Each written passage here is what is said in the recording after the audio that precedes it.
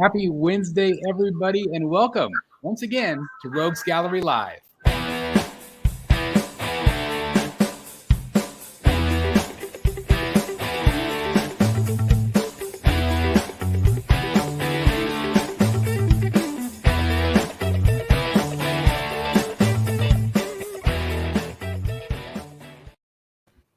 Good evening once again. Like I said, this is Rogues Gallery Live, and this is episode number 89 as we are creeping up to 100, which is crazy. I just came across the video from Rogues Gallery Live number 1, and of course I was joined by the legendary Jeff Morris in the episode, which is just crazy to think of how far we've come since that first episode. But anyway, it's awesome to be here once again with you all tonight. Of course, we have a great crew right over here to my left or right, whatever direction that is. Matt T is with us once again. Hey, Matt. Hey, everybody. Hope everyone's doing well. Thanks again, Chris, for having me on. Yeah, absolutely. Glad to have you here. We also have Mr. Jeff Morris in the house. Good evening, everybody. Hope everybody's well. Doing okay. Give a shout out real quick to Dan Default. He is a little bit under the weather this week, so he is here in spirit with us. So Dan, feel better soon. And right below me here, we have Mr. Eric B in the house. Hey, guys.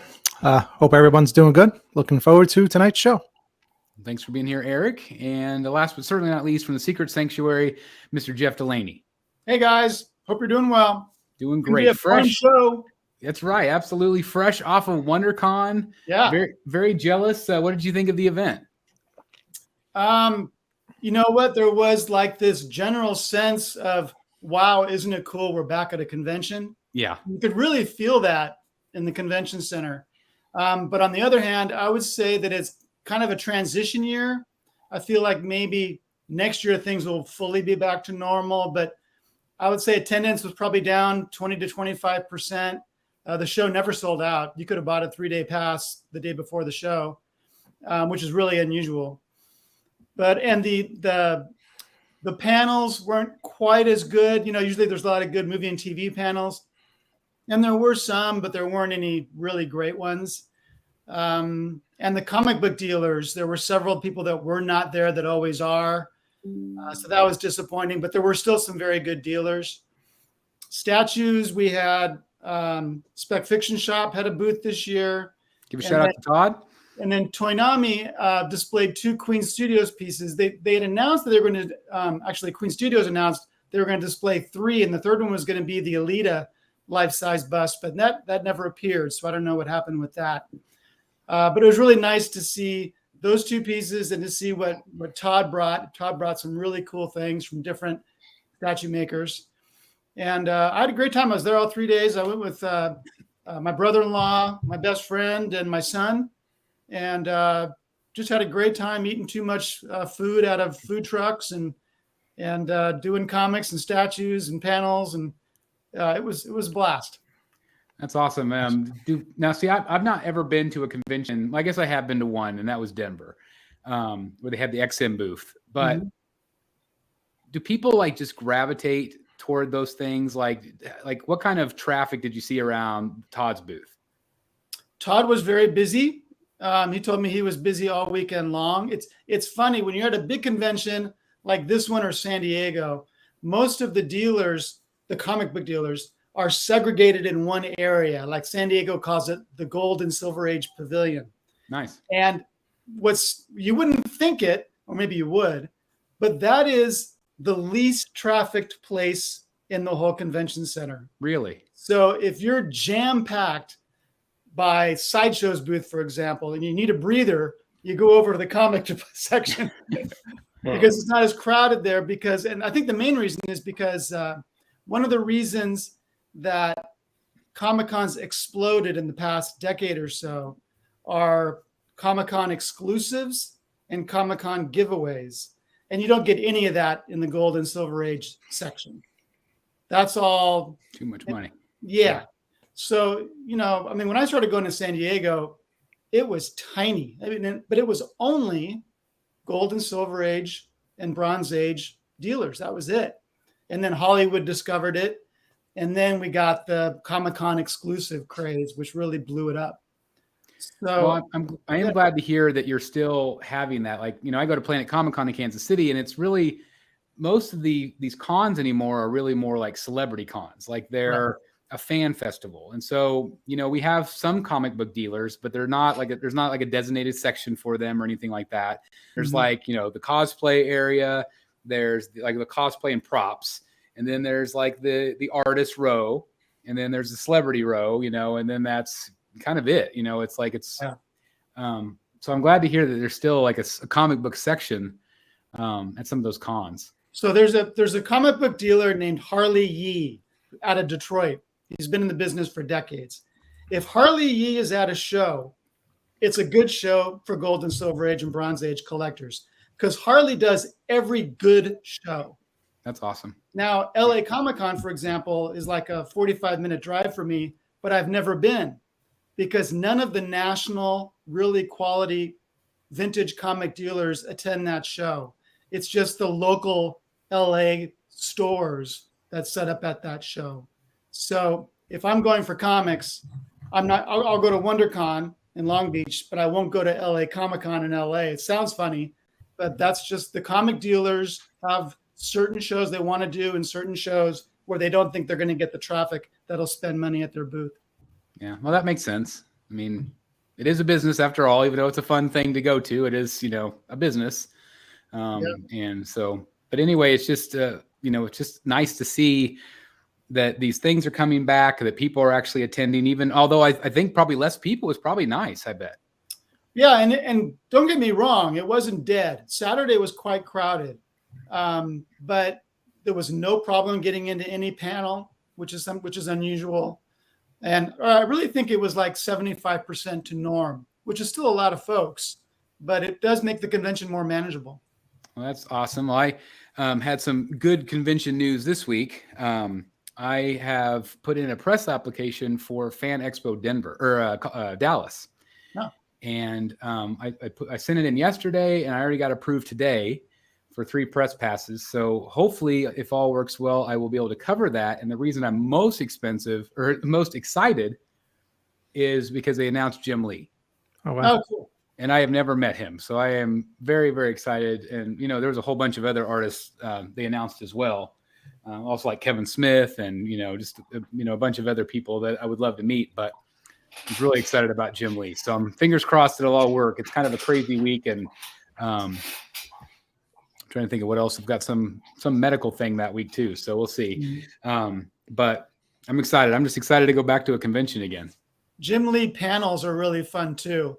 Basically, he draws throughout the panel. He does sketches while he answers questions and talks about drawing. And then near the end of the panel, he has a little contest and he gives out those sketches that he did during the panel. Oh, so cool. For certain people in the audience.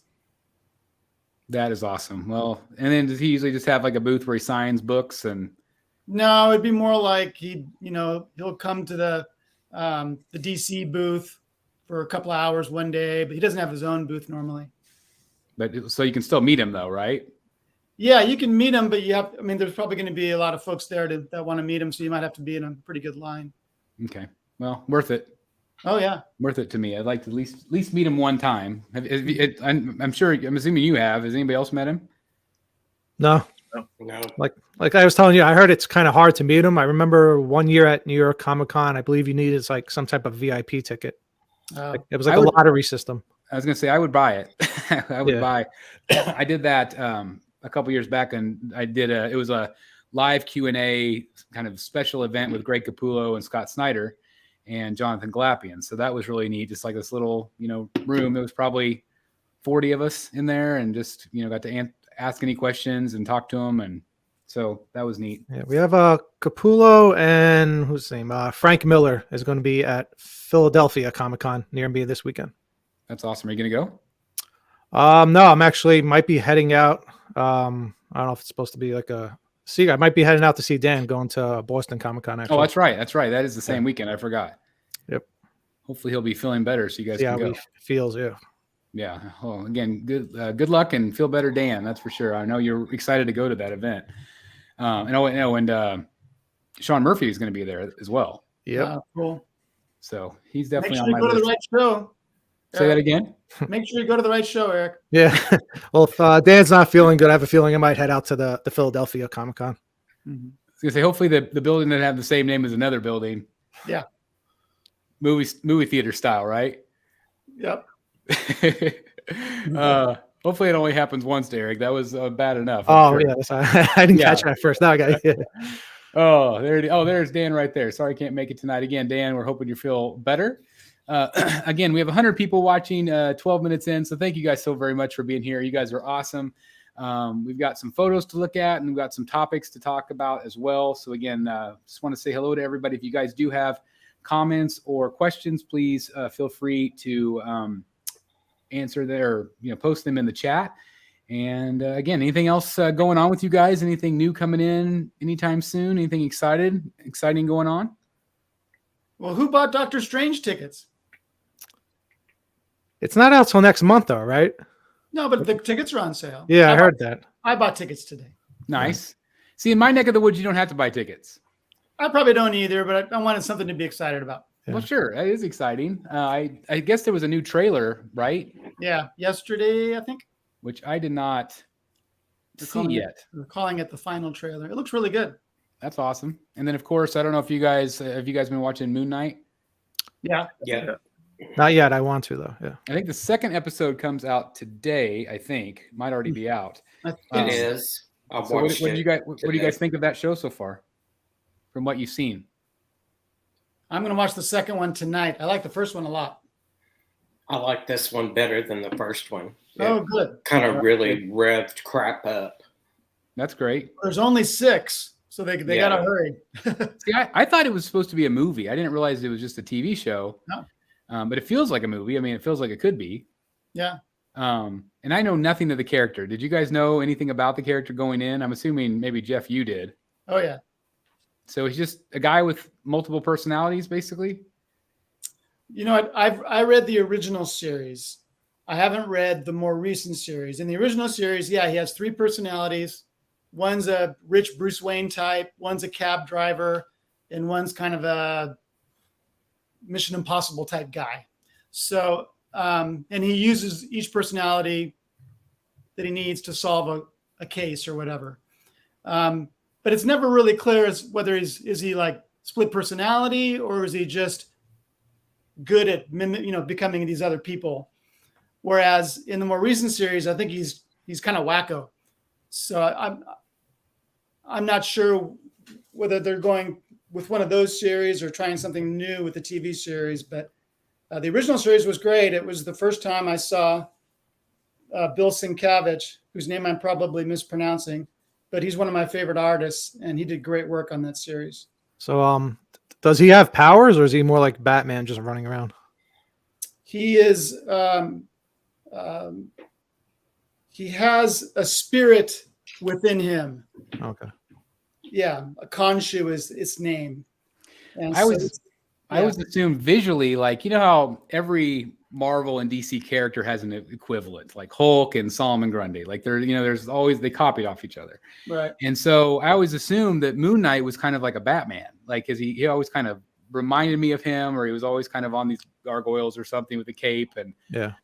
So am I way off with that? I mean, you did mention Bruce Wayne and kind of character. Yeah, he had that feel in the 80s series. I'm not sure if he did in the more recent one or not. Okay. I don't get that from this. And No. he definitely has powers because it's like, I guess whoever is the guardian of it has to allow this spirit to take over his body. And that's what it does. So he summons the suit and it kind of materializes around. And you see it really good That's cool. in this episode. Yeah, we only got like he's a pretty little powerful. That's cool. I said, I wonder if Moon Knight is just Disney doing something with a dead property, or if they intend to weave him back in the MCU. Probably depends on how popular the show is. I can imagine seeing them using him for sure. If they're doing a series on him, I'd imagine they have interest. Look at what they did with Guardians of the Galaxy. I mean, talk about a dead property that very few people knew about, and now it's one of the biggest hits of the MCU universe. I mean, Suicide Squad too. You know, who thought we'd ever see Polka Dot Man on the screen? Yeah, Killer Shark. I mean, it's all those things. Like, we just never would have expected any of that. I feel like they've been teasing Moon Knight's show or movie for like at least 5, 6, 7 years. 'Cause I can remember as soon as they announced it, his comic book like just blew up, and it's been that long. It's been like a good 5+ years since it's finally happened. Real quick here, Julia Rose says Chris, scammers have been running rampant on the buy-sell trade. So unfortunate and sad. I was talking with Matt before the show. It's like, it's so hard right now to sell and to buy right now because you don't know who you can trust. And we've been talking a little bit about that over the last, few 5 or 6 shows. And I've seen it really bad lately. I was talking to Matt before the show that, like I've been pinged constantly on Facebook saying, Chris, I think we have got another scammer. Chris, I think we've got another scammer. Wow. And, people are like, there was a guy earlier today that had all of these 6-scale XM pieces and they were listed for like $250, $150. And like, red flag. So, And I know that I've had people message me and say, Chris, I was scammed. I don't want it to happen to anybody else. And like, here's the name of this person. So it is running rampant. So I'm glad you also recognize that, Julia. Just that goes to show you just how incredibly careful you have to be. Matt was saying that the only secondhand pieces he's bought is from the Rogues Gallery. Yep. Which is funny. But it's like, if you know and you trust those people, then that's, your best bet. Sure. Yeah. I'm seeing people that were even trusted at one point or are starting to take money and disappearing. From some of these, from some of the custom groups. One of them right now. Oh, it's just nuts. Super Geek Toys. I'm sorry, I said Killer Shark. I meant King Shark. I think that's the right name, right? that's the right name, and he's awesome. Yeah. Killer Croc. Yeah. Yeah. Saltwater Cousin. There you go. Let's see. I kind of interrupted whatever I was asking. So Jeff, and I you answered, but Eric and Matt and other Jeff, anything else coming in soon for you guys, or kind of a dry spell? I'm waiting on the Pure Arts Assassin's Creed Ezio piece coming in. Should be any week now. They said the shipment's on its way to the U.S. warehouse. So Cool. That's great. Really That's excited to get that in. Do you collect very many video game pieces? Yeah, I'd probably say maybe close to half of my collection's video game related. That's awesome. I mean, the Arkham line with Batman's, I consider that part of my gaming collection. That's kind of where I started, saying I was only getting gaming stuff, and then I, strayed away from that. I for some reason, I always forget that Arkham is gaming. Yeah, that was my excuse to buy it. Yeah, I know. It's like I collected it all. I was like, oh yeah, it's video game stuff. I actually, it's just I forget sometimes. And I do miss that collection. I do miss that lineup. But I think it's just been so slow with everything else coming in that it's, I'm just waiting for my other comic book pieces. So we'll see. How about you, Eric? Anything coming in soon to you? Nothing major. I'm still waiting on my the Hush bust from Prime 1. You know what I'm talking about? The I one, do, yes. Yeah. Yep. So I'm still waiting on that. XM Zatanna should be hopefully this year. Waiting on that Joker from Tweeterhead PO to go up so I can convert to that, and it's about it for now until they announce some new stuff. Yeah. Chad was hoping end of April, May-ish somewhere, I think. So, I don't know exactly when they'll put that up, but I'm hoping that it'll be soon because I know a lot of people are anxious to pre-order that. Gotham Goon says, hey, Chris, any word on the release of Queen Studios' Gal Gadot comic Wonder Woman? It's gone quiet. I always refer to Jeff Delaney because I know he is very patiently waiting for that piece. When was it supposed to come out? Do you remember? I want to say January, maybe. December, January. Okay, so it's not too over yet. Yeah, but I don't think we'll see it before June, something like that. I think that they just shipped the Civil War Tom Holland Spider-Man quarter scale for Todd's customers. So you can expect that to take 6 to 8 weeks to get here, and then he'll be shipping those out. So I think that's going to be the first Queen Studios piece. And And then one of those museum pieces is going to show up early, I think. So I think the Batman. So I'm not sure where Wonder Woman falls, but I think it's going to be early summer. I'm anxious to see her. I'm excited for you to get her in finally. Yeah, she's got to be good because that was a high price. Yeah, she better be. Yeah. Vane21 says, how about Prime 1 delaying the Justice Buster? Can't say that I'm shocked. I think they've delayed just about everything for the most part. So yeah, I wouldn't be shocked about any of that. I think that they are so behind over the last year. And again, I'm fine with delays as long as the quality is there. Yeah. That's going to be the most important part. Tony77 said, what do you guys think of the Ripley alien from Prime 1? Well, we'll actually talk about her in just a bit. That one kind of came out of the blue, didn't it? Well, we knew it was coming. Oh, we did? See, I didn't even know it was coming. We'd seen I teases. think that was the last thing they did. They didn't show a thing about it, did they? Oh, just the graphic? Just that it was, yeah. I feel like we saw, I'm not sure if it was the event or on Facebook, but I'd seen the base and maybe like her, her legs or something, but we certainly hadn't seen the portrait at all. I think they did show what you just described at the last showcase. Yeah, I feel like we've seen the teaser on it. Yeah. Yeah. It was just. I guess I had my Batman blinders on apparently. Yeah, exactly. I'm still thinking of Killer Croc and Batman and all of those pieces that are not up for pre-order yet, including a penguin from a year and a half ago. So we'll see. And Gotham Goon, I'm right there with you. Give an ES on Talon. I check every day. Still nothing. While we're here at the top of the show, I also want to say, and this is tentative, but Queen Studios is having a reveal show this weekend, and I believe if all goes right, we are going to do a very early morning show, and this would be 7 a.m. Central Standard Time on Sunday, 8 a.m. Eastern, and 5 a.m. Pacific. And Jeff Delaney, the man himself, has agreed to wake up that early. Yeah. For the love of all of you out there to possibly do this reaction show. So, Yeah. And then I think as well, right after that, John's going to be on the show to answer questions from Queen Studios. So if all goes to plan, that's going to be our plan tentatively. So, I will definitely keep everybody posted. But I just did want to announce that right off the bat here that we might be doing a very early morning reaction show. There might be 3 people watching. I don't know. But probably at least some people maybe from overseas. It's already 8 p.m. there, which is actually the time that they're going live in China is 8 p.m. So, so we'll see. We'll do a little experimenting and see if anybody watches. But hopefully it'll be a fun show, and hopefully we'll get some new reveals. Anything you'd like to see that they've kind of already teased or announced? Yeah, they're Batman quarter scale. They haven't shown us that yet. That's true. Didn't they do a full-on contest to figure out the pose and all that? And Yep. yeah. They're really, I'm going to say like they're super backlogged on their announcements. Like they have stuff from a year ago that they still haven't shown yet. And then they added a whole bunch on top of that. Like things like the half scale Ledger Joker and things like that we still haven't even seen anything like a tease or anything.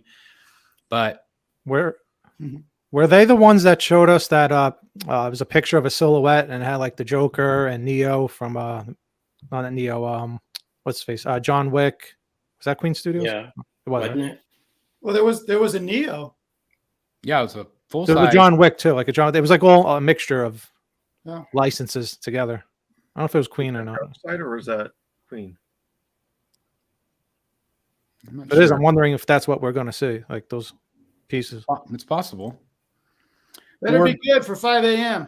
That's right. Board Cube, 1 of 2, $5 super chat Canadian. Here's some coffee funds for Sunday for Jeff. Nice. There you go. That's good. awesome. Yeah, we're going to have to definitely. It's going to be it'll still be dark out for Jeff. His window's going to be like pitch black, right? Yep, he's going to have to have some spotlights in there. You might have to nudge me awake every once in a while. Yeah, that's right. We'll hook up an electric buzzer or something. Bzz, There you go. Yeah, there you go. Electric. Super Geek Toys brings up a good point, and hopefully this doesn't come to fruition. But if China jumps in with Russia, we won't be getting anything. So All of that worldwide stuff could easily cause delays, unfortunately. So hopefully cooler heads prevail and things kind of simmer down a little bit, but who knows? Let's see. Elvira from Tweeterhead. I'm not sure. I think Chad said they're going to do another Elvira. They just announced her for Planet Comic-Con in Kansas City. That she's going to be there. So I think she'd be kind of fun to meet. So anyway, let's see. Let's move on to our first topic of the evening. And this has kind of come up with some of the recent kind of pre-orders. And this might not take too long to talk about, but I want to talk about quarter scale pricing. Yeah. There is a kind of an influx of pricing where we have, for a long, long time, and again, I'm dating myself, but when I first got into this hobby, premium formats were $300. Those days obviously are long gone, but Sideshow was the staple, right? I mean, they were the quarter scale company. Mm-hmm. So everything that came out quarter scale was Sideshow, at least for the most part. Obviously, there were customs and things like that, but that price point is where we started. Nowadays, we are in around 650, 700-ish, right, for premium formats. Then you go up to quarter scales that are like XM, and we're talking now, $1,200, $1,300, $1,400 for some of them. Some of them are a little bit cheaper. And I'm trying to remember what spawned this. Well, what piece was it that everybody was kind of outraged by with the price? It was the Loki. The Loki from Queen Studios. So what do you guys think? Do you think that, we're getting to the point where a lot of these quarter scales are the price of a third scale, which I know the third scales have also crept up. Third scale started at 900 and now we're at 12, 13, 14, 15, whatever. Yeah. You still can get third scales at 1,200. What do you guys think? Are we to a tipping point like we always talk about, or are we just going to keep on going up and people are going to keep on buying? What do you guys think? You definitely need to be more selective nowadays. Didn't they used to say like the price point was somewhat based off of the edition size? Like somewhat. So it makes me wonder sometimes, like we're seeing like all these XM studio pieces with like, I don't know if we're going to show it tonight, but like the Green Lantern had like an edition size of like 300. So it makes me want it brings up the question, like, are you willing or would you be willing to pay more money to see a character be made if it has a low edition size, at least just so it's made? But don't they, they usually announce the price before they announce the ES anymore. Right. So I don't think there's a lot of water under that bridge, because if they announced that there was going to be 300, they could jack up the price a little bit knowing that there's only that many, but most of the time you hear it way after the fact.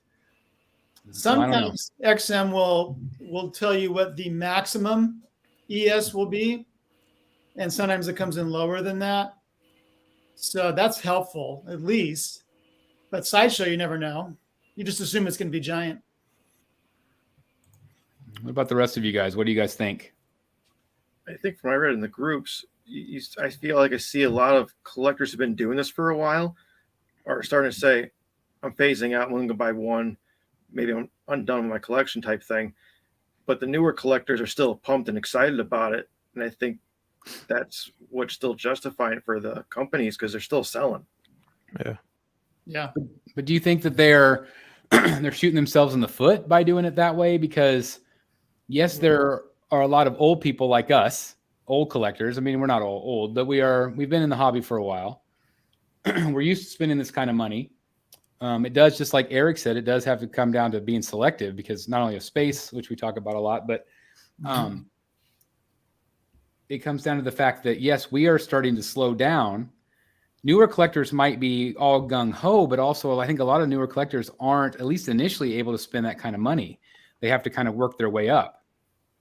And so if you have a lot of new collectors that are only buying a few pieces, and there's so much choice and so much variety, would it be smarter if the companies went a little cheaper so they could sell more units?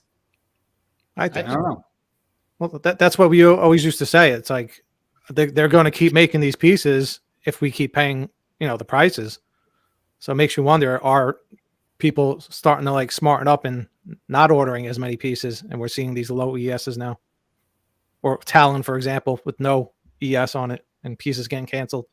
Yeah. Well, I mean, seeing some of the Prime 1 ESs and the XM ESs, they're shocking. Yeah. I mean, so that to me says a lot.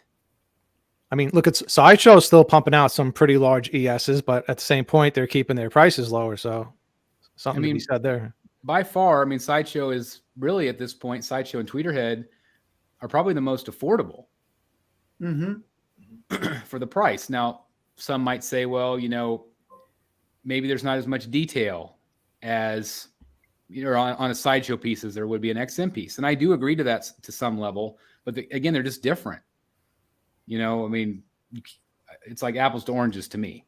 I think XM usually has, like, I'm looking at Sideshow bases right here compared to my Samurai bases. Samurai bases are way bigger. There's way more detail. And so you're paying for that. Yeah. Well, I don't think, do you think XM's prices went up that much? I don't think they went up too much. Maybe like 100. No, I mean, when I bought Samurai Batman and when I bought Moon Knight, I think they were $990 SJD, which is like $750 US. Now, most of their quarter scale pieces are $1,250 SGD. So I mean, that's like 1,000. So yeah, it turns out to be about $1,000. So that's a sizable jump. I'm at the point now where my collection or my pre-orders are either Sideshow or their Queen Studios fully sculpted stuff that stays fairly reasonable. I do feel like the XM has stayed. I mean, they were, I don't know. I always feel like they were kind of the expensive ones. Like they were the ones that were kind of out of my reach because they were quarter scale and there's so much money. Now that I own them, I do understand why so many people buy them. They're really awesome. But I do feel like they have been kind of this, that standard price. I feel like they have not deviated too much.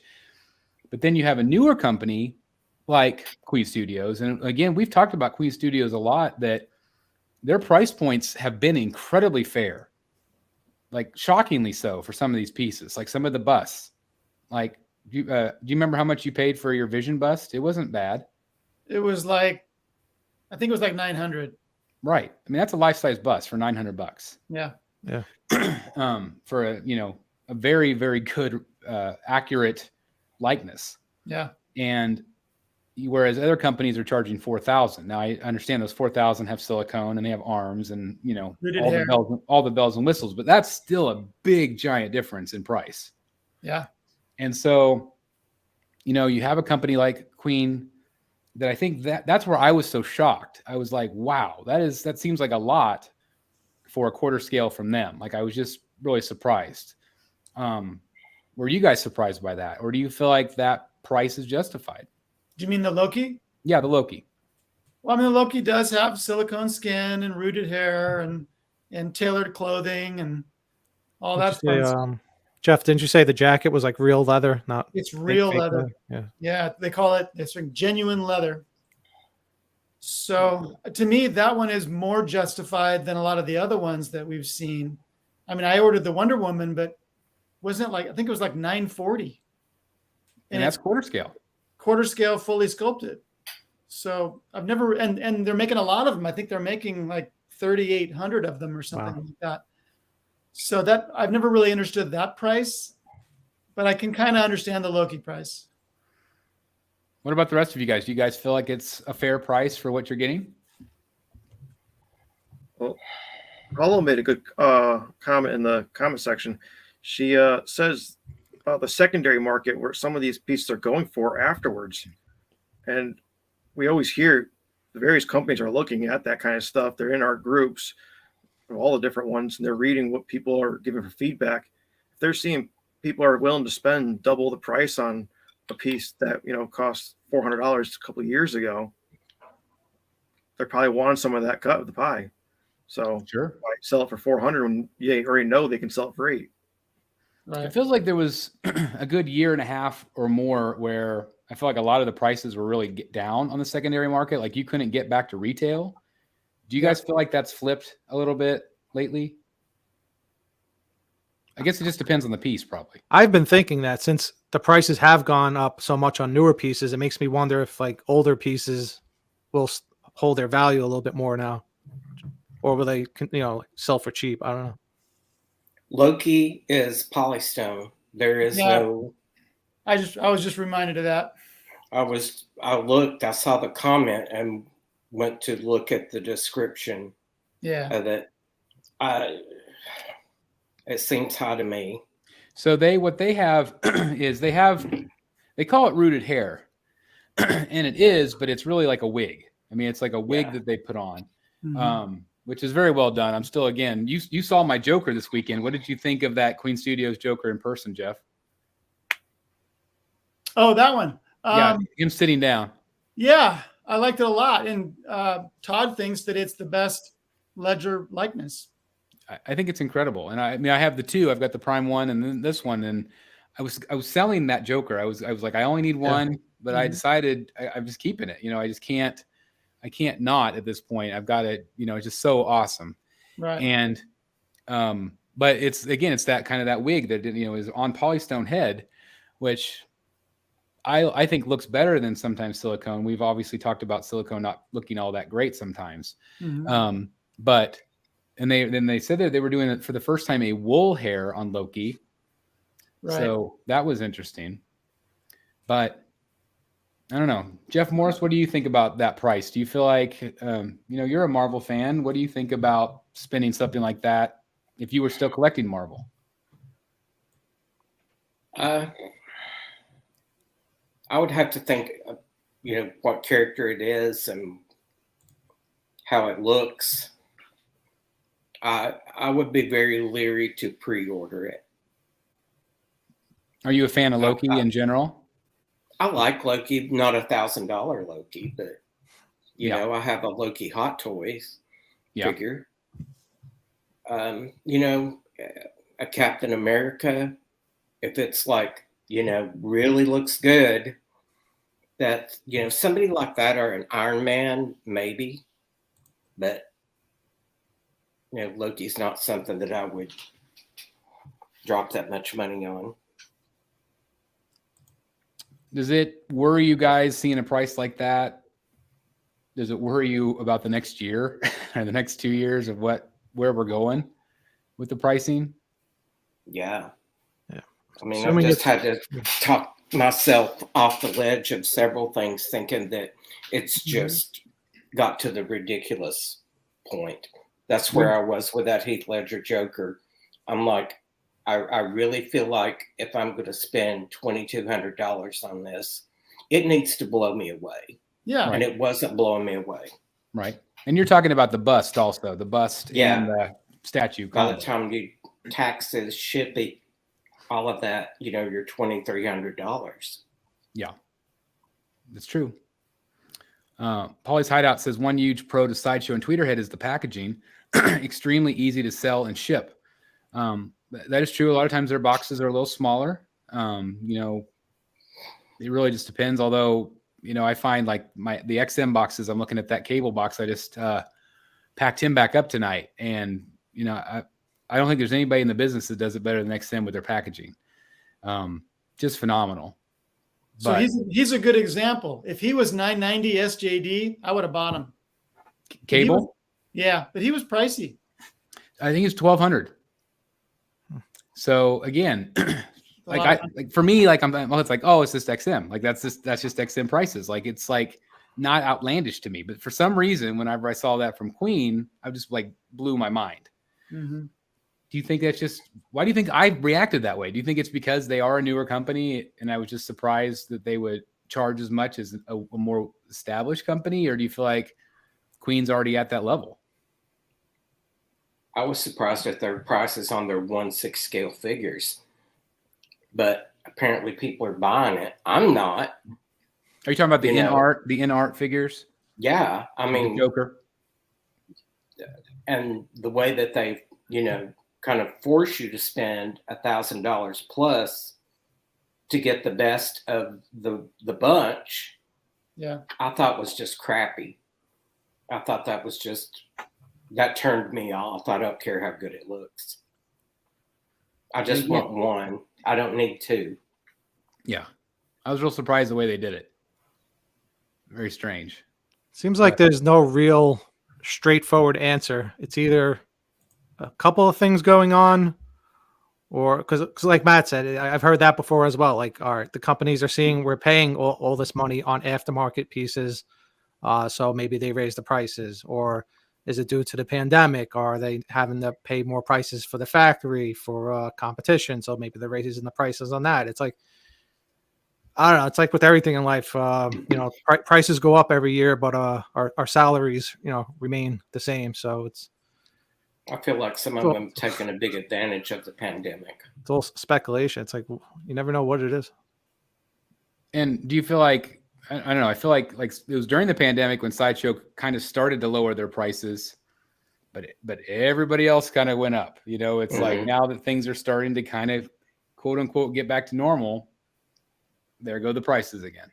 I think as long as we keep paying the prices, they're gonna be like, yeah, why not? Let's keep these prices going up. Do you think it's FOMO? Yes. Yeah. I had to fight with the Loki piece because I think it's extremely well done. At least the proto is. But then it just occurred to me, do I want this because I really need a Loki piece, or just because it's so well done? Yeah. And would I be better served to wait for them to do a character I really want that high quality? When I saw that Loki piece, you're the first person I thought of. Really? Because it just feels like a Secret Sanctuary piece. Yeah. To me. It's a nice looking piece. And it really is. Yeah. But again, we're getting to the point where you have to be that selective. And I don't remember when I said this. It might have been the other day, but I'm like, I when I first got in the hobby, you would see these giant walls, full of cubes of every single character and every single statue made. Mm-hmm. I don't think we're going to see that anymore. Could be. I don't think people can do it. Yeah. The other thing about Queen Studios is, you order a $600 statue from Sideshow, I know that it's probably going to be $25 to $35 in shipping. I order a $1,150 Loki statue from Queen Studios, and my shipping is to be determined and is going to be a lot more than that. So it's, that just makes it even more difficult to justify the price when you have to pay a lot more for shipping. Yeah, there you go. Super Geek Toys, and then add shipping. It's like, that is the unforgotten, we're trying to justify $1,200 for a statue, but then, if it's going to be another $500-$600 on top of it. And what also sucks is it's not just, us collecting, the larger pieces, like, because we used to say, well, if you can't afford quarter scale, you can't, afford third scale or bigger, go collect 1/6 or something smaller. Even those pieces are like outrageous in prices now. So it's like, yeah. Mm-hmm. Daniel has a question here, a statement. And although I do agree somewhat, I also want to disagree a little bit, because when comparing other companies, Sideshow is subpar. There are a lot of companies that in a lot of ways have surpassed Sideshow in the quality, the paint, but Sideshow is still incredible, and they do cater to a different audience. They cater to a different price point. If you compare a $150 or $170 Iron Studios 10 scale to a Sideshow premium format, to me, it's night and day different. Is a Sideshow piece maybe as good as a Samurai piece? Maybe not. Again, it's always subjective, but I also think that at this point, they're kind of catering to different audiences. Do you guys agree with that? I have a lot of Sideshow pieces in my collection that do not have counterparts from other statue makers that are better. So I just don't agree with that statement. I mean, it's kind of apples to oranges again, where it's like, again, it's subjective. It is where you feel like it is. Like, I am looking at my Batman Who Laughs from Sideshow, which some people don't love. I think it's phenomenal. I'm looking at it right now, and then I'm looking at like the Samurai Deathstroke right above it, and to me they look as good as each other. I mean, they're both amazing. Yeah. Are there some pieces that might not be as good, or maybe there's not as much texturing, or the paint might not look as good? Sure. Yeah, I think that's fair. Yeah. But again, there's maybe some XM pieces that I don't like, or that I don't think they turned out very well. Definitely. So I don't necessarily agree with the subpar part. I get what you're saying, but at the same time, I'm like, well, again, it's always subjective, and there's some good pieces from all the companies and some really crappy pieces from the companies as well. Yeah, it's just too general a statement. I think you have to be more specific. Yeah, I agree. But again, thank you for commenting, Daniel. I appreciate it. They agree to disagree. There you go. So it's always good to talk about this stuff because, again, we all have our own opinions on it. And as long as I think, we always try to stay fair and try to, keep it upbeat and positive as possible. But I think it's still okay to talk about our opinions and things like that. So, again, I appreciate that, Daniel. Well, I'm really excited about the Sideshow pieces I have on pre-order. They're coming this year. It's some great stuff. That's right. Pudgy says Sideshow is a great value for the money, equals Ford, Chevy, XM, and Prime are the BMW, Porsche, all serviceable, and you get where you want to go. You pay for more for quality and style. And again, that is subjective. Again, it's kind of how you view each piece. Okay, but it's not always, because it was going back a few years. It wasn't always about the design or the style. We used to say, well, at least maybe not you guys, but I used to say XM and Prime 1. We used to joke around. Is it more quality because the pieces are heavier? They have better magnets. For the most part, they used to be better engineered and constructed. So, but I don't know. So I think Sideshow's gotten better with a lot of that. But I do too. And except for their magnet, I wish they would try to fix their magnet issue. I keep mentioning Batman Who Laughs. His magnets were great on that statue, but a lot of their, I don't know. For example, like I said, the magnets on their pieces, it's like, I get a statue and I want to put in a part. I don't want a magnet that feels like it's going to fall off the statue. Yeah. Well, and when Sideshow nails a piece, it's knocked out of the park. And again, there are pieces. I just lost my train of thought. Sorry about that. What was I going to say? Oh, I get comments all the time on my videos that there's certain people that complain every single video if a statue is over textured. Mm-hmm. So there's some people that like that more Sideshow smooth look or that Tweeterhead smooth look with some texturing versus like a Prime 1 piece that has texture everywhere or an XM Studios piece that has texture everywhere. Again, it's all subjective. It is how people view the art. It's what you like. So again, every company is going to nail it and every company is going to have ones that are duds. Or like going back to the weight or the material, like would you think because the statue weighs more that it's, a better product? No. Or I'm thinking back to I think it was the Swamp Thing. Remember, it was made out of vinyl, I think. Yep. And it was a lot of money, and we were saying, and it was like super light, and it was like, oh, did we pay that much money for a piece of plastic? But if it's already, if it's done well, then maybe. But I don't know. Depends on the person. So. That's right. It's always subjective. I mean, if that Cara Dune, a lot of people don't love the way that turned out. Personally, I like when statues are on the heavier side. I don't like a lightweight statue if it feels like a doll to me. So, but if I tend to agree with that. Go ahead. If you're going to talk about Cara Dune and Rey, you got to talk about Boba Fett and Ahsoka Tano, which are great. They are fantastic. So let's be fair. Yeah. And Sideshow has some of the best female faces of any of them. Without a doubt. Yep. Sideshow has incredible artists, but I see their point. It's like it's frustrating if you're trying to collect a line and some are not as good as the others. That is frustrating. I get that. We all want them to turn out really well. But like that Cara Dune, I don't think is very different than the prototype. I feel like I didn't like the prototype. I agree. It's so kind of a I didn't think the likeness was there. But then you look at that Ahsoka Tano, incredible. That's Rosario Dawson. I mean, that is 100%. Yeah. And again, they might be two different artists. I don't remember who sculpted what. And so again, that is frustrating. But again, if it didn't look like her in the prototype, I'm not going to buy her. So it's like you can't be too shocked. And so I don't think you can complain too much. But Ahsoka's you're right. Matte Black. What did you say? Ahsoka is matte black. Oh, of course. Should have known. Yeah, phenomenal. Paula, $9.99 super chat. Thank you very much. And Paula is also an awesome member here. I love Sideshow, but someone turned me on to 1/4 scale statues. I wonder who that was. What? I'm guessing that's probably me. Could be Mr. Delaney here as well. He does some great quarter scale as well. As you can see behind him, a plethora of amazing statues.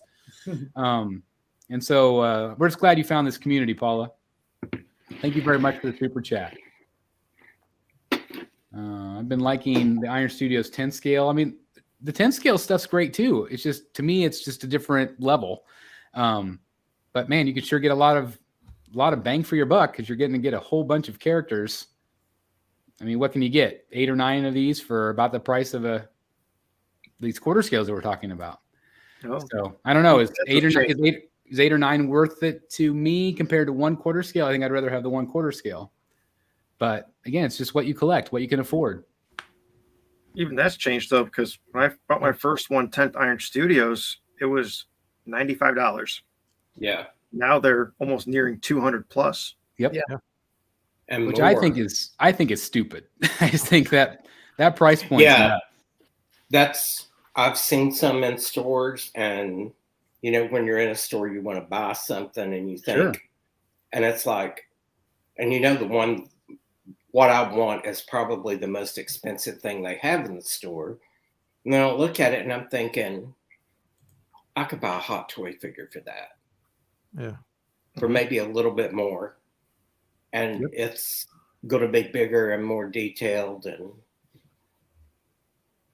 that's my thing. It's like, I have a hard time, if they had kept it below 200, they could have got me several times. But the crazy thing is, like, I'm looking at McFarlane. McFarlane's come out with a bunch of the resin statues from DC Direct today, and they have these incredible figures. So those figures, how much do they run? $20? yeah. And you have really great detail. I mean, they obviously are figures and not a statue, but I mean, if you compare it, they're the same size. So a $20 McFarlane statue that's well sculpted or well painted, like that clay face, versus a little tiny Batgirl that's 10th scale for $175. That's a hard pill to swallow, I think. Yep. That's where we're at right now. If you want something affordable, you got to buy a Marvel Legends figure. Yeah, that's kind of the way it feels. I do think that Sideshow, their likenesses are getting better. It started with that Momoa piece that Jeff has, and I think it's gotten better. Again, has there been a few misses? Yes. But considering how awful they were for a while, like they were embarrassingly awful, in my opinion, with their movie sculpts. Not all of them. Like I think of like the Dark Knight premium format had a good face. The Joker was okay. The Joker that's clapping is okay. But I think especially with these Star Wars pieces, even the Kylo Ren and Rey, I think they look good. We'll look at those tonight as well. I think the portrait on the Batman Begins piece is phenomenal. It's probably one of the best Batman Begins since the Interbay figure. Yeah. And so I do really think that they have come into their own. I think that they have needed to. I think that they've needed to stay competitive with the hot toy market and the Queen Studios and J&D and all these companies that are doing just phenomenal work. I think that they've needed to up their game, and I feel like they have. I do. Leo brings up the point that Sideshow has the best customer service in the industry. No other company comes close, in my opinion. I will second that. I also think that, again, they've been able to keep their prices pretty affordable. For sure. And they're still a company that does a very high ES, which means people are still buying. Do you think that's how they're able to keep it so low, whereas other companies are selling 300 of something, and then that's why they have to jack the prices up so much? You guys think that's kind of where we're at? Yeah, and I think they must have connections for getting stored shipping containers that some other companies might not have. Yeah. Too. Yeah, I think you're exactly right. Or even the factories, like I said, it could be anything. Like, they've been around, maybe it has, probably longer. So they might have, longer connections with these factories. And every once in a while, there's a small ES from Sideshow. That comic Black Widow they're doing is only 600. Really? Yeah. That I don't know. Like I said, going back to the weight, I don't know how much material factors into the prices, but they, for the most part, their statues are lighter and a little bit, smaller bases. So maybe that's how they keep the prices down. It's certainly going to save on shipping. Yep. So I mean, all of that does matter, I think. Which is, I think, why a lot of people say, we want smaller bases. We don't want the big bases because of space, but it also increased the costs. It's a lot more polystone. Yeah. But I agree with you. I do like the weight. I mean, I do like it to feel like it's worth, got some heft to it. Like I told you guys, I got into 3D printing, and I'll tell you that the materials does add up. Just making the statue a little bit more thicker than, on compared to like the thin side, it could easily double the price of materials. So. Stanley says, would U.S. production factories help statue prices and quality? I would like to think so, but I think it would jack up the prices because we would charge more here. Way up there. I mean, to pay a fair wage in the United States is very different than a factory in China, unfortunately. I wish they were paid more, but there's a reason why they use Chinese factories. I think it would make things a lot easier here, but I agree with Jeff. I think prices would go through the roof. Also, to be able to find skilled painters. I had a great conversation with Chad from Tweeterhead, and we talked about just the painter aspect of it. Because I asked him about U.S. factories. I asked him if that was a possibility, and it's just that there's such a limited amount the amount of talent that these artists have to be able to replicate on 1,000 statues or whatever. Like, that's a very amazing skill. Yeah. We might sit in our basement painting one statue or something, and that's awesome.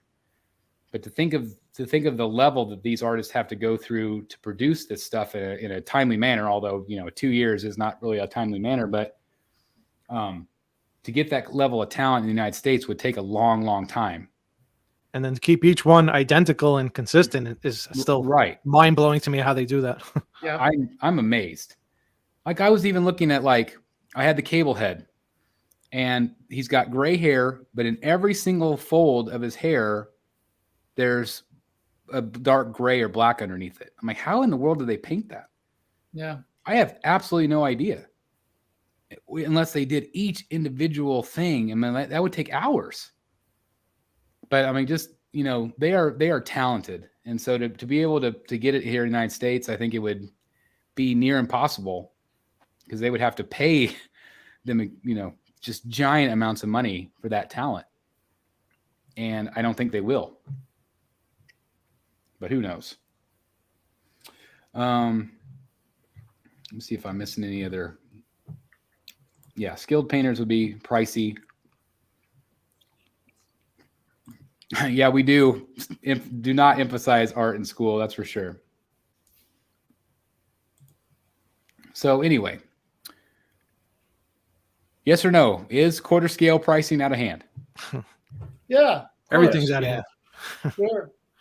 But as you said, it will continue to go up as long as we continue to buy. But I think it really just comes down to being selective. You buy the pieces you really love. Yes, does it suck that Jeff can't go to the store and buy whatever he wants? Or does it suck that Jeff Delaney wants to buy Loki, but then has to think, I just don't really know? That's where we're at. Whereas a couple years ago, we would have just hit the pre-order button and not thought twice. Well, maybe a little twice. But nowadays, you're like, nope. Wouldn't have thought as much. Yeah, we wouldn't have thought as much. Hey, Swamp Thing is the first XM piece I've ordered in years. They priced me out. It is a beaut. It's pretty nice. Can't wait for that one. I've got this great store tour coming up from XM, and just again to see it, I think it's one of the best on display there. Yeah. Yeah. Certainly of all their quarter scale. It's just very, very good. All right. Anything else you guys want to say about this topic before we move on to topic 2? The one thing I want to mention about it, actually, was also we're comparing like Sideshow compared to say like Prime 1 or even XM, is the assembly of the pieces. Where Sideshow, I feel like most ones I own at least, are you put the body on a base, the arms, and the head. Maybe a couple other little things, but you go to XM or Prime 1, you're talking sometimes dozens of pieces, which I think also calculates into the size of the boxes and the shipping and everything else that is going to jack it all up even more. Yeah, my Sideshow live unboxings are pretty boring. Base, body, head. Okay, done. Yeah, that's kind of, yeah, it is. It's true. But I like that. I was gonna say it's not a bad thing. There's nothing wrong with it. It's just something I was just looking around and thinking about. You know, I see a couple Prime 1s that I have, and they're like 20, 30 parts, and the Sideshow kept them for me 4 or 5. And I like when it's all weekend, and I could sell every time I had a Sideshow box. I'm like, oh, this one's easy to put somewhere. I kind of like when it's a challenge to put together a statue. I feel like I got kind of like more of my money's worth. It's more like putting together like a Lego or something. I got my money's worth on that Prime 1 Brainiac. It took me like 2 hours to put that thing together. I was gonna say, I bet it did. And like doing the cable, I didn't look at anything ahead of time. I didn't know where I was supposed to put anything. I just tried to figure it out live on camera, and it went pretty well for the most part. But that's kind of fun. It's kind of fun just to like go in blind, try to figure out how things all fit together. So we'll move on to topic number 2, and this was one of Eric's ideas for topics. How to manage space so you can enjoy your collection. So again, this kind of goes back with being selective, but how do you guys manage your space? I mean, I know that we're all limited, some of us more than others, Terribly. of what we can do. So how do you determine what's going to go in your space? Let's go around and talk about it. Eric, you start. Oh, going this way. All right. It's your topic, dude. Yeah, it's your topic. We'll let you go first. It's the price. The prices are so high, it keeps me from buying. No, I'm just kidding. Yeah, there you go. All right. So for the most part, my collection, I like the way it looks, and I don't want to like change things as of now. I might in the future. I don't know. Like it goes back to these prices. I don't know. I'm a little scared to do it. But yeah, for me, it's not just about the piece. I like how everything looks together. So for, like on my shelves, I have 2 statues per shelf. Those 2 to me have to look good together. And then everything as a whole has to look good together for me. It's not just about just one statue looking good to me. So for that reason alone, it's hard for me to change my collection behind me. But most recently I added the 2 pedestals. And those to me, I don't care what goes there. So as of right now, the 2 pieces on the side of the cabinets will be revolving to where I'll constantly change those pieces out. I also have another section on the other side of my wall here where Joker is. That's another revolving piece to me that will come and go. Can I interrupt you I want to interrupt you just for a second. Since Eric's talking about this, if you haven't checked out, he's the recent featured collector. So after this show's over, if you haven't seen Eric's collection, please do me a favor and check out that video, because then you get kind of an idea what he's talking about. Yeah, thanks for everybody that commented on that video and all the love. Yeah, everybody loved it. Yeah, loved it. And then I might in the future expand a little bit over to where my Batman Sanity is, so I could fit a piece over there. So we're already at like 1, 2, 4 pieces that I can keep, it rotating. So I think it's good to have pieces that you really love that maybe, you hold on to for a little bit longer, and then keep certain pieces that you don't have so much of an attachment to, and you can maybe, swap them out every year or so. But it becomes hard if you have an attachment to everything, and you're the type of person that's, has a trouble letting go of things. So it depends on the person, I guess, too. Yeah. Yeah, I can see that being like the biggest issue is just whenever, I hear collectors all the time say, Chris, I've never, ever sold a piece, and I never will. Because that to me would be very stressful. Yeah. For space, There's some because that's what brought this up. There's some collectors that just go into this like full force, and they'll just buy out their whole entire room and fill up their whole room within a year. And it's like, okay, well, now where do I go from here? It's like, am I done collecting, or what do I do? So Now I do want to ask you, Eric, what are you going to put in the space when you sell me Batman Sanity? So like, what's going to go in that space? see, for example, there's always space somewhere.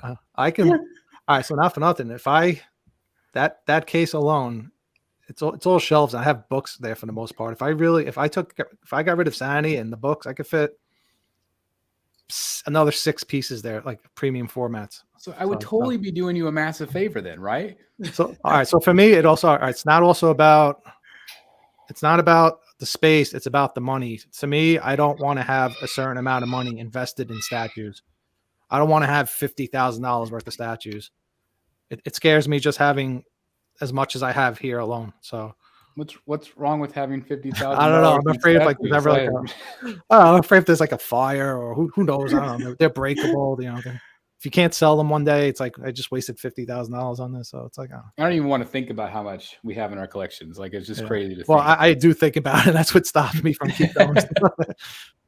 I hear that. Well, great advice from you, Eric. Why don't we go to Jeff? Any advice about space and kind of how you deal with it? I might not be the best person. I don't think any of us are the best people to actually give advice. On the hobby. I do not come from the I never sell anything category. And that's probably because I've always had to sell comics to buy comics that I want. So it's kind of already ingrained in me that sometimes you have to let something go that you really like to get something that you might like more. So yeah, I'm full right now, but I've got a bunch of pre-orders.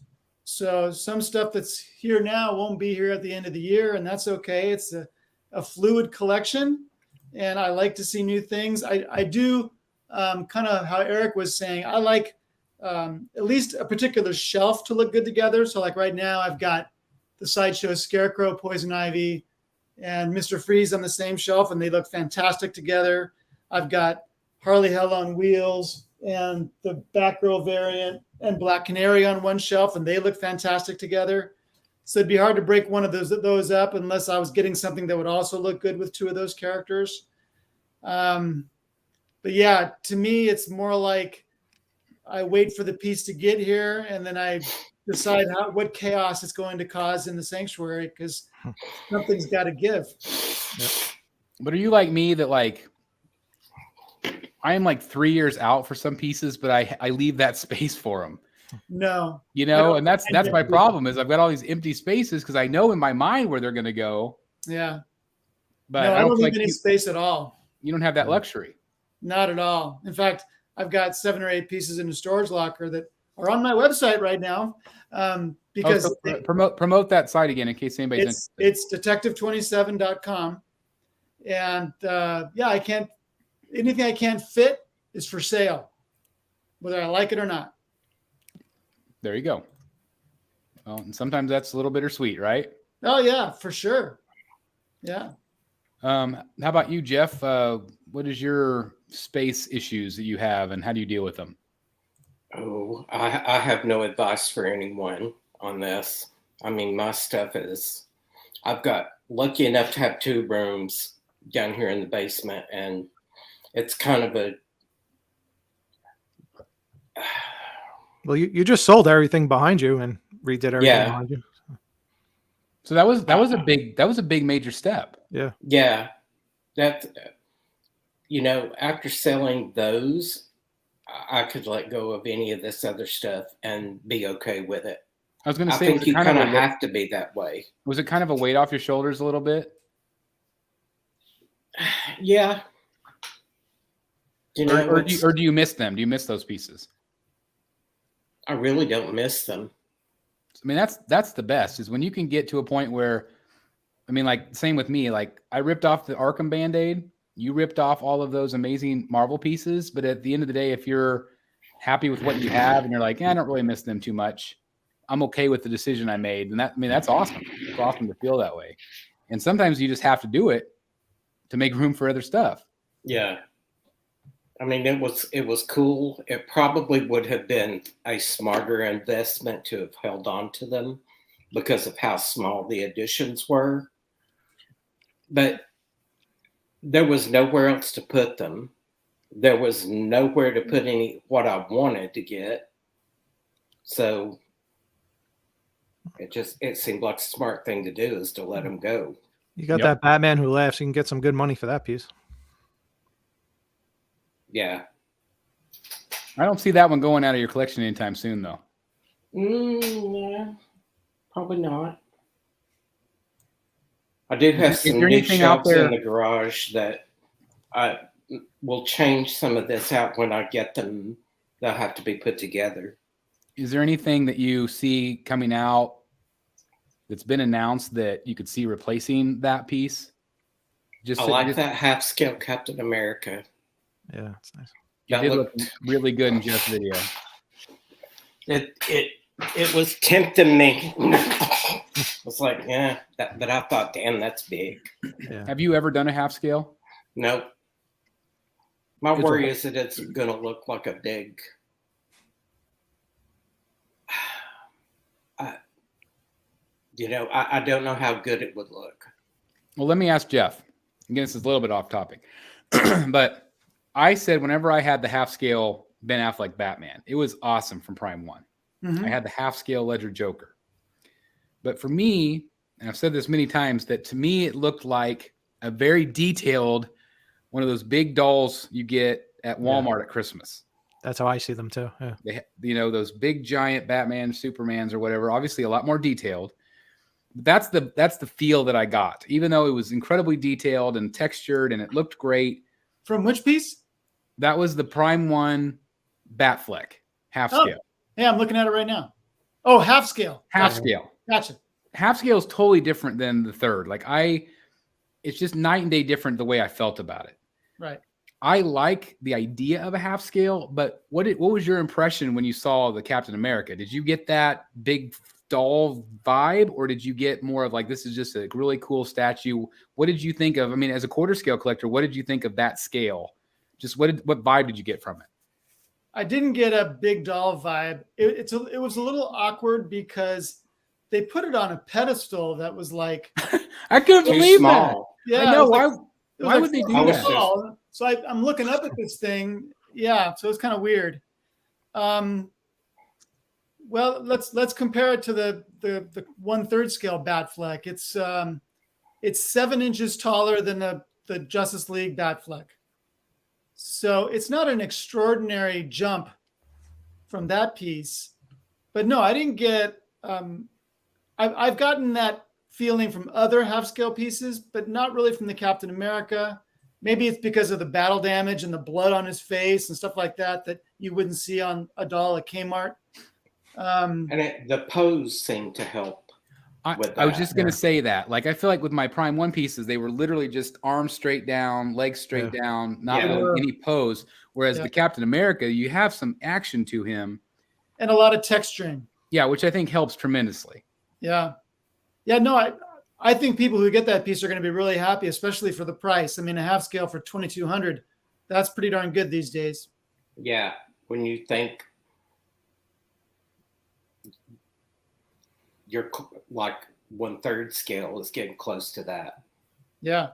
Remember they kind of said 3,000 and everybody went, oh Yeah. my God. And they said, no, it's 2,200. Yeah, We should do that with every that statue. was smart because Yeah. they caught him back. They reeled him back in, They did. and that was very, very smart. I think that they were testing the waters Yeah.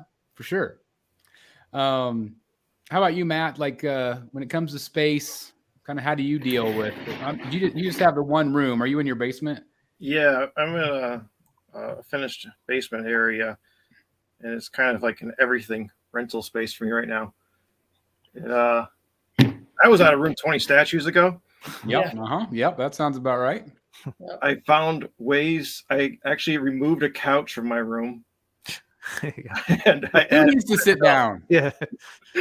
well, I had another chair, so I'm like, I only need one. We're good. And nobody really comes down here but me, so my paths are fairly narrow. So I just kind of find ways to bring things in, even though I don't have space.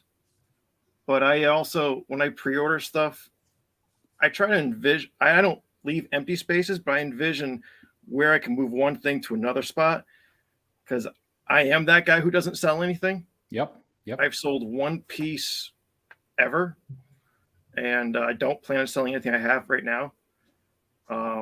So I buy things for the long end game. So I just try to envision where can it all go. And I'm trying to not pack anything away. So I'm kind of at that point right now where my pre-order list is pretty much my end game for statue wise. That's what I was just going to ask. Like, are you there then? I mean, if you have no room, are you there? Well, that's been my issue. My pre-order list has changed in the last 6 months about 30 times. Yeah. So I just kind of keep editing that to find ways to make space that I don't have. So let's say that this is 2 years from now. You've completed your pre-order list. Mm-hmm. You have no more space, but then 3 more incredible pieces show up that you're like, I have to have those. Will you sell at that point? What's going to give? Something's got to give. So that's going to depend on the size of the piece. Okay. I've already calculated a few spots. So I'll just hang a shelf. Okay. I'll move an art print. I love I have it. a few areas I can do that, but I'd rather not do that. As Chris would say, I think you could fit 2 tiers behind you on that wall. That's right. Yeah, you can go vertical a little bit, right? Get rid of the art prints behind it. Yep. It doesn't quite fit a quarter scale. If I do 6 scales, they do fit. I've thoroughly measured everything. That's awesome. When I actually had the Red Sonja and the Harley on order, that Supergirl's not staying there. I took the measurements on the websites and I measure how big my total counter is and all my pre-orders. And I think about like the Huntress with her cape, kind of scoot it behind Ivy to gain 3 inches. And that's how I've been creating space all over the place, is finding ways to make them overlap where they don't look like they're really overlapping. Right. And then I just kind of measure everything. Yep. And I wanted to order something like the Wonder Woman vs. Hydra, but it won't fit on that shelf. And that's the only place it can go. Well, great advice on what you've done. And I think, just like you said, having kind of a vision of what you want and knowing kind of what exact space you have is important. Have you felt like the measurements that the statue companies give you have been pretty accurate whenever you make room?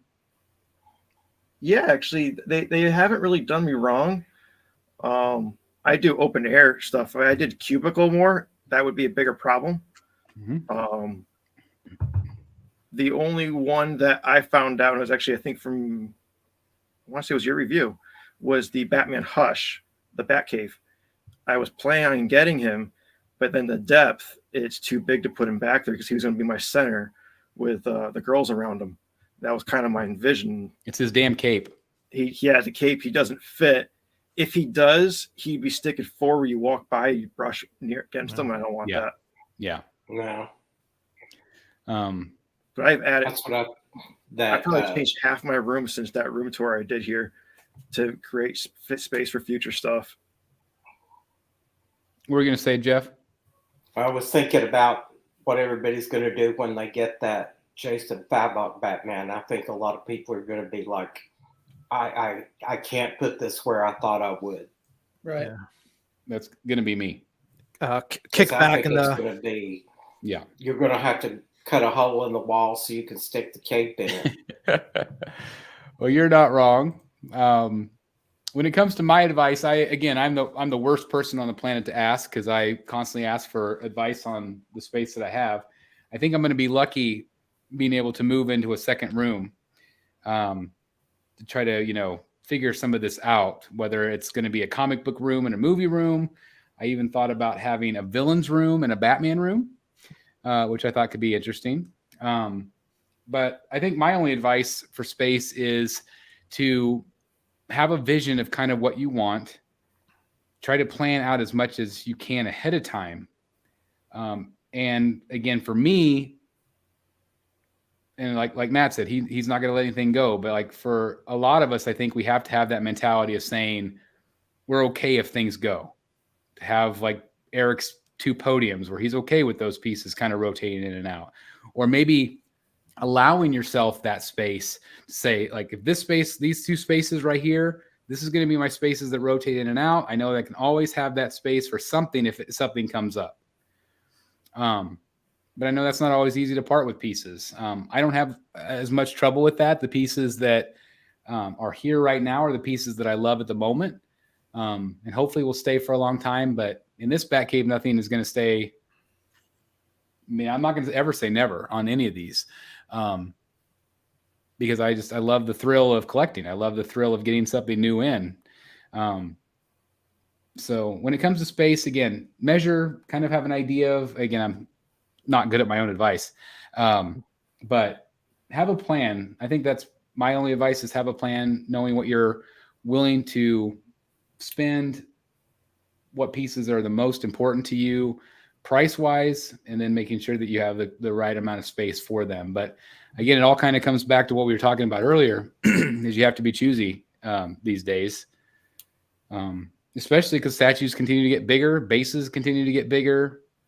Whether you're, Jeff Morrison collecting 1/3, and all of a sudden, maybe I'll get a half scale. I mean, that's going to change things for him. Like, it's, being able to adjust, and I don't know, being able to improvise. I think customizable shelves help. Just being able to change things out, or move this piece, or like Matt was saying, I'm going to add this shelf. I might take down art prints. I might do this and that. Having that kind of in the back of your head, I don't know. Don't you guys think that helps a little bit? Just kind of having a plan B, C, and D? Sure. Yeah. Absolutely. So, yeah. I think that's where we're at. Before I changed my collection, I do Photoshop, but you can even draw it out. Chris, you do it too, with blueprints to your room. Just have like a plan of where you kind of think you want everything to go.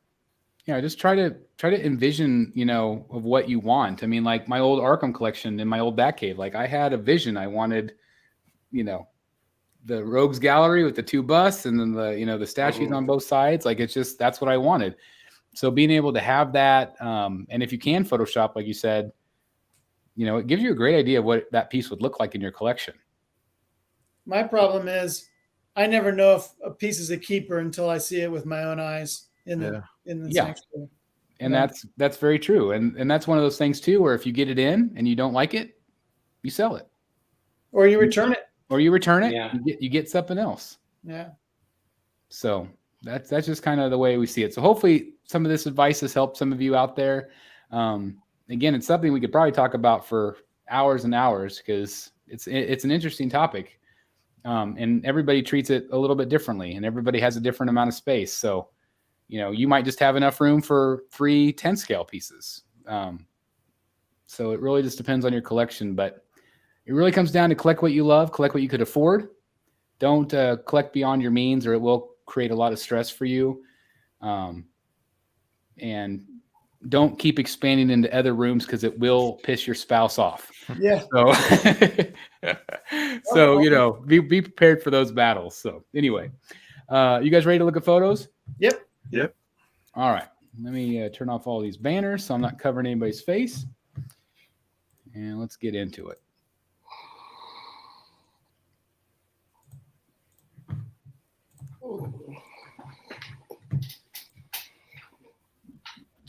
All right. Can you guys see this okay? Yep. All right. So we're going to start with the Sume art. This is a 6 scale diorama that went up for pre-order this week. Isn't this thing insane? Definitely a lot going on. Do you guys like it? I like it, but I was telling you guys earlier, I don't know if I like the whole background. I mean, I like the way it looks. I don't know if it's something I would collect with like the whole boxed in background look to it. I really like this one a lot, but I'm not collecting 6 scale. Not yet. Not yet. I don't know. What's Batman Sanity, or Eric? 6 scale. Damn it. So this was what, 1,600, something like that? I think it was a little less. I had the price wrong in my video. I think it was a little bit less. Okay. Maybe more like 1,200. I think it's a lot of fun. I do, a lot of people have said that these seem like they're pretty overpriced. Do you guys agree with that for what you're getting? I mean, you're getting a lot of statue. Yeah. It's almost like a panel out of a comic book. It's like a whole entire scene going on. I mean, how much was Sanity? What did I pay that? 2,500. So you're getting 1, 2, 3, 4, 6 scale figures. Even though they're minor characters or just security guards. But he looks great. Yeah. As I say that, I love this. I think the sculpt looks great. What's going on with that guy? I just noticed that. Why is his face blue? I was wondering that too. I think it's just the lighting they used. I don't think he's actually blue. It's on his hand too. Let me see if we can. Or maybe he's dying from the that's gas the same picture right there. So I think it's just the lighting they used. Because he's not blue there. Does it have lights in it? I don't think so. He looks kind of blue there. Maybe he's like could be a shading effect. Suffocating from the gas and he's turning blue. Oh, it does have lights. It does have lights. The little. Did he freeze? Yeah. Either that or he's holding still very good. Psyching us out. The portrait looks really good there. We'll see Yeah. if it turns blue. The portrait is, I mean, it looks cool. I'm trying to think of the place. They have like things that are collectible, but they have like you used to see them in the newspaper, like the Sunday paper. What you order it and pay for it in installments. Oh, yeah. Yeah, they do have some comic character things, but there's a lot going on. So usually in there things like this. Is this an actual prototype or is this kind of like photoshopped a little bit? 'Cause it kind of looks too good.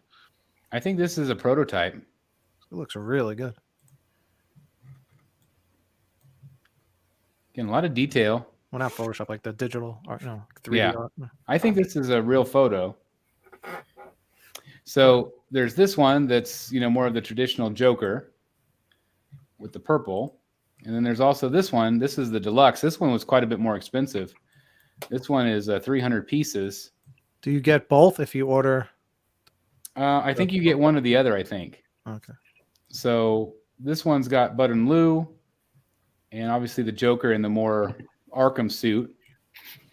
And then there's also those little details like the Bud and Lou hanging down off the security camera, the little Harley mallet. But again, same Joker, just different coloring.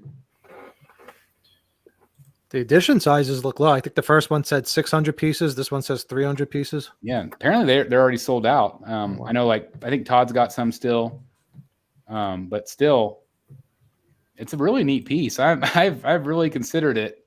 I just don't know if I want to go down that rabbit hole when I said I was going to not do anything smaller. But it is a fun looking piece. It's done really well. Yeah, it's really cool. I don't know, to have a Joker and that much green gas going around, I think I'd rather have that Prime one Joker with the Robin. Say cheese. Yeah. Which one do you guys like better? Do you like the orange jumpsuit or the purple? Orange for me. I like the first one, but I guess the orange makes more sense if he's breaking out of jail. The orange is definitely something different. But fun piece. Again, really great detail. So congratulations to anybody that's picking this one up. It's definitely something unique. There's Bud and Lou. The deluxe one has more like graffiti on it and some other bells and whistles, so you're getting a little bit more detail. Yeah, man. It's definitely impressive. Hopefully they can deliver on the production. Oh, there it is. And there's the size. Oh, so wow. Gives you kind of an idea how big it is. It's pretty awesome. You could put that in the gun cabinet. Yeah, I was gonna say I could fit in there. This is the Batman that they came out with last year. It still hasn't shipped yet, but I believe this one was quite a bit cheaper than the Joker one. I still think this one's cool too. We talked about that on previous episodes of Rogues Gallery. And I think we said, do you want to pay that much money just to have Batman and 2 goons that you're not really invested in? Yeah. But it does look really cool. Yeah. And the back side of that looked good too, which I would kind of want to see the whole thing. Yeah. I'm anxious to see the this tape one. is done really well, if I remember right. Yeah, that's really neat. And the if I remember right, the glass, the stained glass behind him is like a Joker face. Yeah. Which looks really cool. They got a Batman emblem up there. So anyway, really cool pieces from them. It's looks exciting. Like they're it looks like they're doing like a series, so I'm guessing we're going to see more of these. I would assume. It's exciting. So anyway, great piece from Sume Art. This one will wake us up. Hello. So this one was teased out of nowhere today from PCS. This is Purgatory, and this is a 3rd scale piece. I know this one got the attention of Mr. Delaney.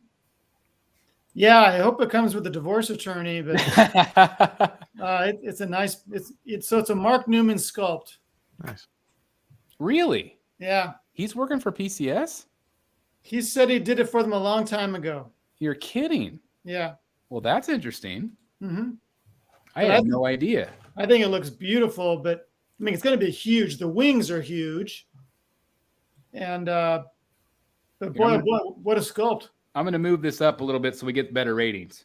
There you go. Who is it? Purgatory. It's in that Lady Death universe. But yeah, the sculpt looks phenomenal. Obviously, there was Lady Death, and who was the other one they did? Vampirilla. Yeah. So it goes in that line of 3rd scale. But this one looks better than either of those two. I agree. I mean, obviously, maybe a little bit more skin on this one. There's a lot of skin on Vampirella. Well, I guess that's true. That is true. But yeah, this beautiful. chick has on gloves too, so she's covering up more. I think. That's true. Got the thigh-high boots. Oh, the hands going there. But anyway, I'm anxious to see the full reveal, and obviously these wings are going to be massive. Yeah. So this will be a fun one to keep our eye on. I think so. There's no rush to take down the picture, but you had a super chat from Fatal the Collector. All right, sorry about that. Let me go back in there. Oh, I got an echo all of a sudden. No, now it's gone. Okay, let's see. Super chat. Let me see. Where are we at? Has it been a while ago? Like 10, 15 comments up. It's not showing on my end. Let me double check. Yeah, Fatal the Collector. It looks like a super chat, but it wasn't. It was a banner saying he's a member for 9 months. Oh, okay. Member for 9 months. It looks like a super chat. It's okay. Weird. Well, thank you for being a member for 9 months. That's awesome. Thank you. Sorry about that. You're okay. I appreciate you just keeping me. It makes me upset that I can't see the chat. I've never seen that before. It drives me nuts. I hadn't noticed that before either. I thought it was a super chat too till I read it. Well, thank you guys for checking it out anyway. All right. So have you guys seen these photos today? Yeah. This is Aliens. It's Ellen Ripley. I think this is incredible. This is from Aliens. This is from Prime One Studio in Blitzway. What do you guys think of this one? What do you think of the likeness? I think she looks too young, and I think Sigourney Weaver's face is maybe a little more elongated. It kind of looks like Sigourney Weaver's cousin. Yeah. Younger cousin. I think they definitely captured her, but now that you're saying the younger thing, I agree with that. I think the pose is perfect. I wish Newt was a part of the statue. Yeah. That would have been cool. The base is really fun. It's got the bonus part here, which is great. the face hugger. You've got 2 super chats. Yeah, now you have. Oh no. We inspired a super chat war here. I like it. All right. So we'll go into Lane. Lane, $2 super chat. Thank you, Lane. PCS also revealed a picture of Jade from Mortal Kombat 1/3. I haven't seen that one, I don't think. So thank you very much for that. And we also have another chat here, $5 super chat, also an awesome member. Now you have a super chat. LOL, you guys rock. All right. Thank you very much. Thank you very much. That's awesome of you guys. Again, never feel like you have to do super chats, but it is appreciated. So thank you guys very much. Again, it just goes right back in the channel. So thank you guys very much. Chris, if you want to see Jade, I just sent it to the OG Rogues chat. Okay. All right. Talk amongst yourselves for a second. Let me get that photo downloaded real quick. So did you guys notice that both the Sideshow Captain America and Storm, they have the production picks up now? Yeah, I just saw you posted the Captain America. Yeah. What was the other one? Storm? Oh yeah, Storm was earlier, right? Yeah. And now she has the light up base.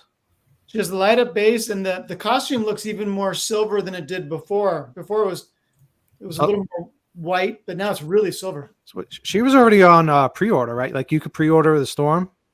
Oh, both of them. Both of them, yeah. And then they changed it. Like you didn't even know you were getting a light up. So I guess total surprise. Yeah, it's crazy. Let me put up here what you guys are speaking about.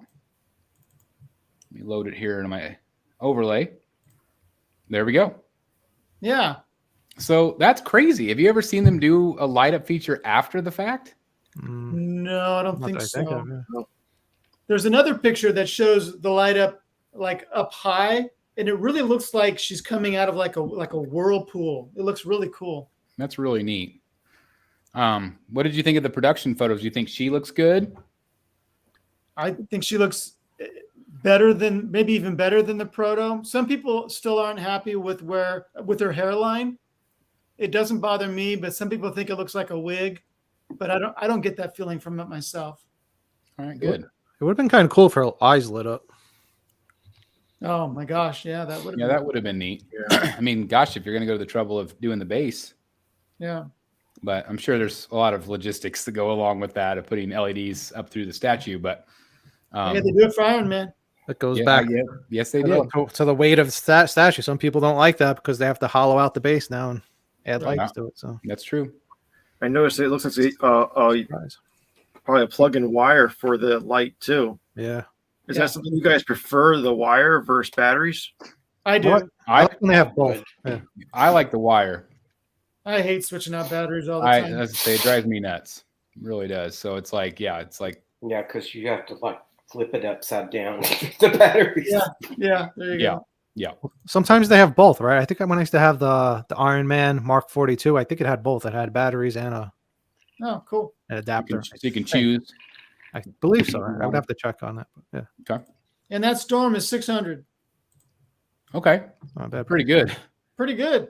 For light up. Yeah. Let's get back into our young Sigourney Weaver. You see what I mean? She looks pretty young. Yeah. Now that you say it, I think she does. I can't unsee it now. Yeah, I can't unsee it either. She looks younger than she did in Alien. Yeah. Way to go and ruin it for us, Jeff. Yeah. I don't have her face memorized in my head, but that's the first thing I thought of when I saw that picture. I was like, wow, that looks really young to be her. I don't know. But it's definitely her, don't you think? I don't really see it. I would have to see the still shot from the movie again, but I don't know. I don't really see it too much. I know people love it though. Everybody seems to like it in the groups, so I don't know. It's got really good detail. There's a comparison, like on Statue Forum, someone posted a comparison of that scene, and you can tell she looks younger here. Her eyebrows are darker here. Her hair looks a little better here than it does actually in the movie. And it's kind of sometimes with statues you get a idealized version of the actor or actress where they actually are better looking in the statue than they might be in real life. Yeah. I kind of get that from the Tweeterhead Michelle Pfeiffer Catwoman. I think Michelle Pfeiffer's gorgeous, but that statue is kind of an idealized version of her too, I think. but certainly anyone looking at this is going to know that it's Sigourney Weaver in the Aliens movie, but it's not a perfect likeness, I don't think. Is he frozen again? Yeah. I thought maybe I had. Just making the live video official. It's a twofer. He hasn't done a twofer in a long time. Somebody must be on the PlayStation. Yeah, it's Ledger. It's 2 shots you got to take now. Ledger's playing some video game and If talking to the anybody- Wi-Fi. it's time to, if anybody has to use the bathroom, go take a bathroom break. I'm back. There he is. Gee, many Christmas. Did you I get have had like 2 or 3 shows without a pause, so that's pretty good for me. Making Did up you get stuff. my picture of Jade? Yeah, I got it. Okay, good. She'll be at the very end, I think. Because she looks good too. All right, let's try again. Sorry about that, guys. It's all right. Gives us a chance to talk about you. That's right. Got to get it in real quick, but Yeah. I was just saying that before it cut out, I was just saying that I think that the likeness isn't perfect, but I think that a lot of people will still be real happy with her. Yep, I agree. Because it's definitely her from Aliens, but I just thought it was exciting. I thought it was kind of out of nowhere, so I thought that was cool. It's Yeah. definitely a good looking portrait. Isn't it? Yeah, I agree. Yeah. Got some ES. Eric referred to it earlier, but this, man, I love this statue. I think it's so beautiful. But the edition size of $4.99. Are you surprised by the edition size on her? It's the price, man. She's expensive. If she, how many could Sideshow sell of that at $600? A lot. How much is it? I think it's over $1,000. How much? I believe she's about 900 plus shipping. Yeah. I don't know who she is. She's part of the Darkness comics. Okay. Look at this one. Wow. 190. I'm assuming the gold version will be even less. You would think. And then $2.99 on Green Lantern. That looked really good in the videos I've seen. It did. Looked really The good. construct is gorgeous. Yeah. It's really nicely done, texturing the colors. Yeah. So I was really shocked by this one. But I mean, obviously, I think Green Lantern is going to be more popular than Red Death, but still. I'm kind of shocked that the Angelus had double the edition size as them. Yeah. Well, I mean, she's a sexy female. So I think that's going to, in general, sell better. Yeah, but Badass warrior babe always sells well. Yeah. I was just thinking, though, the story is lesser known, I would think. That's And true. then maybe more people are buying her just because, she looks so good. Maybe they don't know the storyline. I think a lot of people that collect like Red Sonja, like you have a Red Sonja piece. I do. Which is a phenomenal piece. But I think a lot of people that collect those type of statues would maybe get this. It's kind of that fantasy realm. Yeah. True. I think they would all kind of fit together, even though they might not be from the same story. But anyway, I thought that was pretty shocking. PCS also announced a modern Undertaker. Of course, Undertaker just retired this last weekend at WrestleMania, which was, if you're a wrestling fan like myself. But they kind of leaked what he's going to look like. And I don't know if this is a render, but this is more of a modern take. I think it looks pretty good. The likeness is pretty good. Didn't we see a company doing an Undertaker? It's PCS. Yeah. They did the classic, the 1990s Undertaker. Okay. Whereas this is more of the, mid 2000s Undertaker. I think the likeness is pretty good. So anyway, I don't know if they'll tweak it at all, but I wanted to share that with everybody. We had a Aquaman teaser. What did you guys think of this teaser? That made a lot of people happy. Yes, it did. Do we have any idea what scale this is? It's 1/6, but it may be 1/4 as well. Comic book? Yeah, it's basically completing the original 7 Justice League members for Tweeterhead collectors. Nice. So Is that that'll something be you exciting. It prepared? looks like it'll be tall. Yeah, that the height makes me nervous. Although it looks like he might be crouched down. That's what I'm wondering. The way the arm looks. Yeah, his biceps more like not like straight out kind of. I haven't seen anything from Chad on this one, but I'm really excited for Aquaman collectors, like you said, that can finally complete some of these collections in quarter scale. So that's exciting. Well, it's at least 1/6. We don't know about quarter yet. Oh, okay. Because this was a Tweeterhead reveal. Oh, okay. So it's definitely 1/6. We'll see about 1/4. 1/6 for now. Yep, exactly. Here's that Loki we were talking about earlier with the the polystone head. What do you guys think of the likeness? I think it's incredible. Yeah. I didn't think it was a statue when I first saw the pictures. Yeah, it looks like a photo. Yeah. I'm blown away with what Queen Studios has done here. Kind of cycle through. I think the pose is okay. Like, I mean, I guess you can kind of say it's kind of museum-y, kind of a little bit boring with the pose, but I like the helmet. I like it. He looks sinister, even though he's just standing there. Yeah. Are you surprised they didn't add the helmet? I am. Yeah. Was he wearing it though in that part of the movie? Probably not. No, not. I mean, it could be. I mean, like when he's walking through the streets, he was wearing that same costume. But I just think it would have been a nice, like, exclusive maybe or something. Mm-hmm. But also maybe it would have messed up the hair. I don't know. Yeah, maybe this is a wool hair.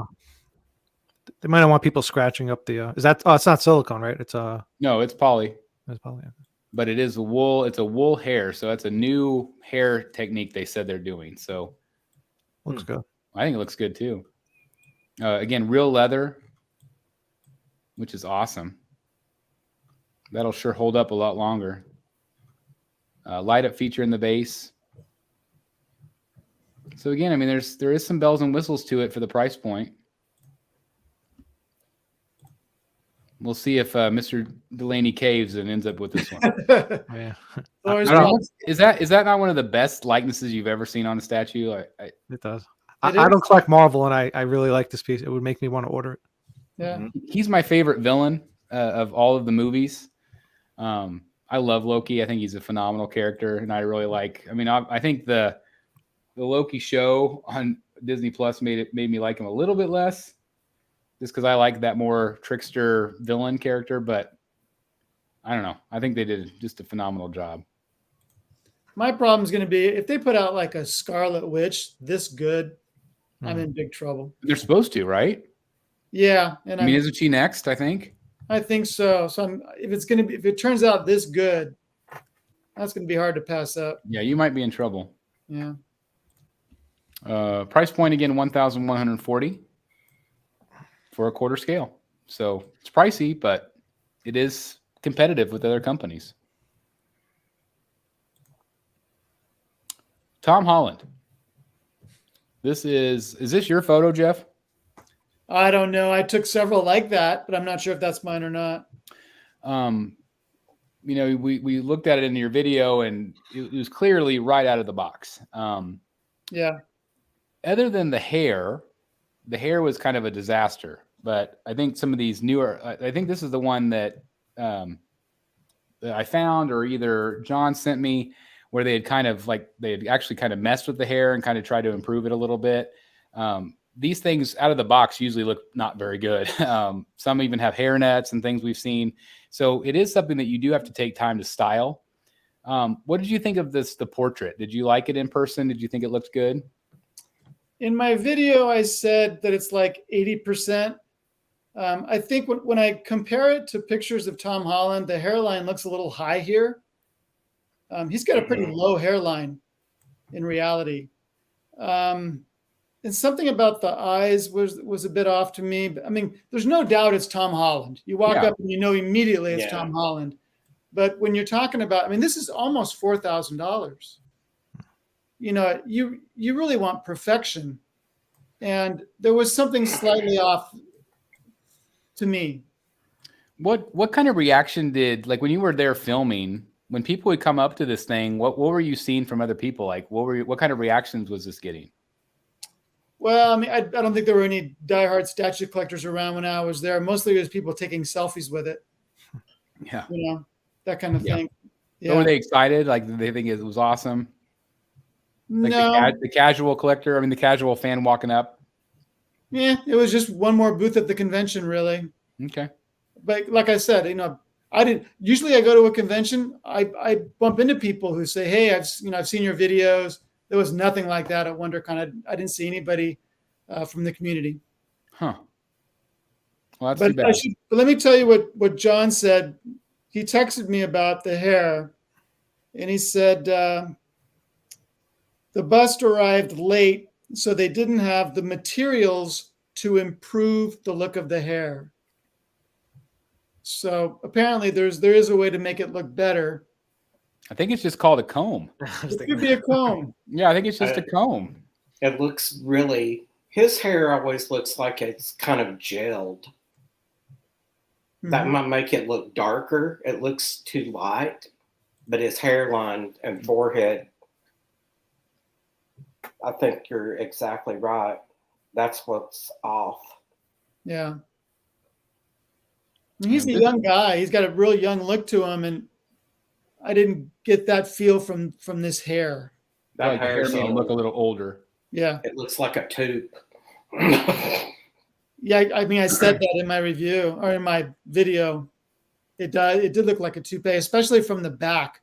The back Yeah. looked really unkempt and not like Tom Holland. You've This seen some of these. area.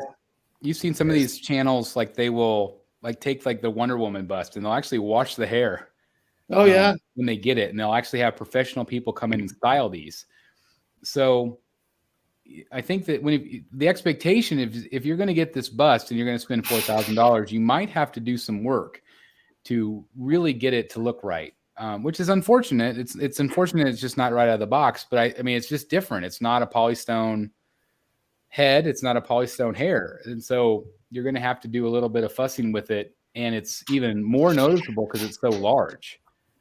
Whereas you have to do that with a Hot Toys figure that might be rooted hair at a very small scale, whereas this is going to be more noticeable. So I think it's going to be even harder to achieve that. But I think I have seen a lot of these in people's collections that have messed with it, and it looks phenomenal. right.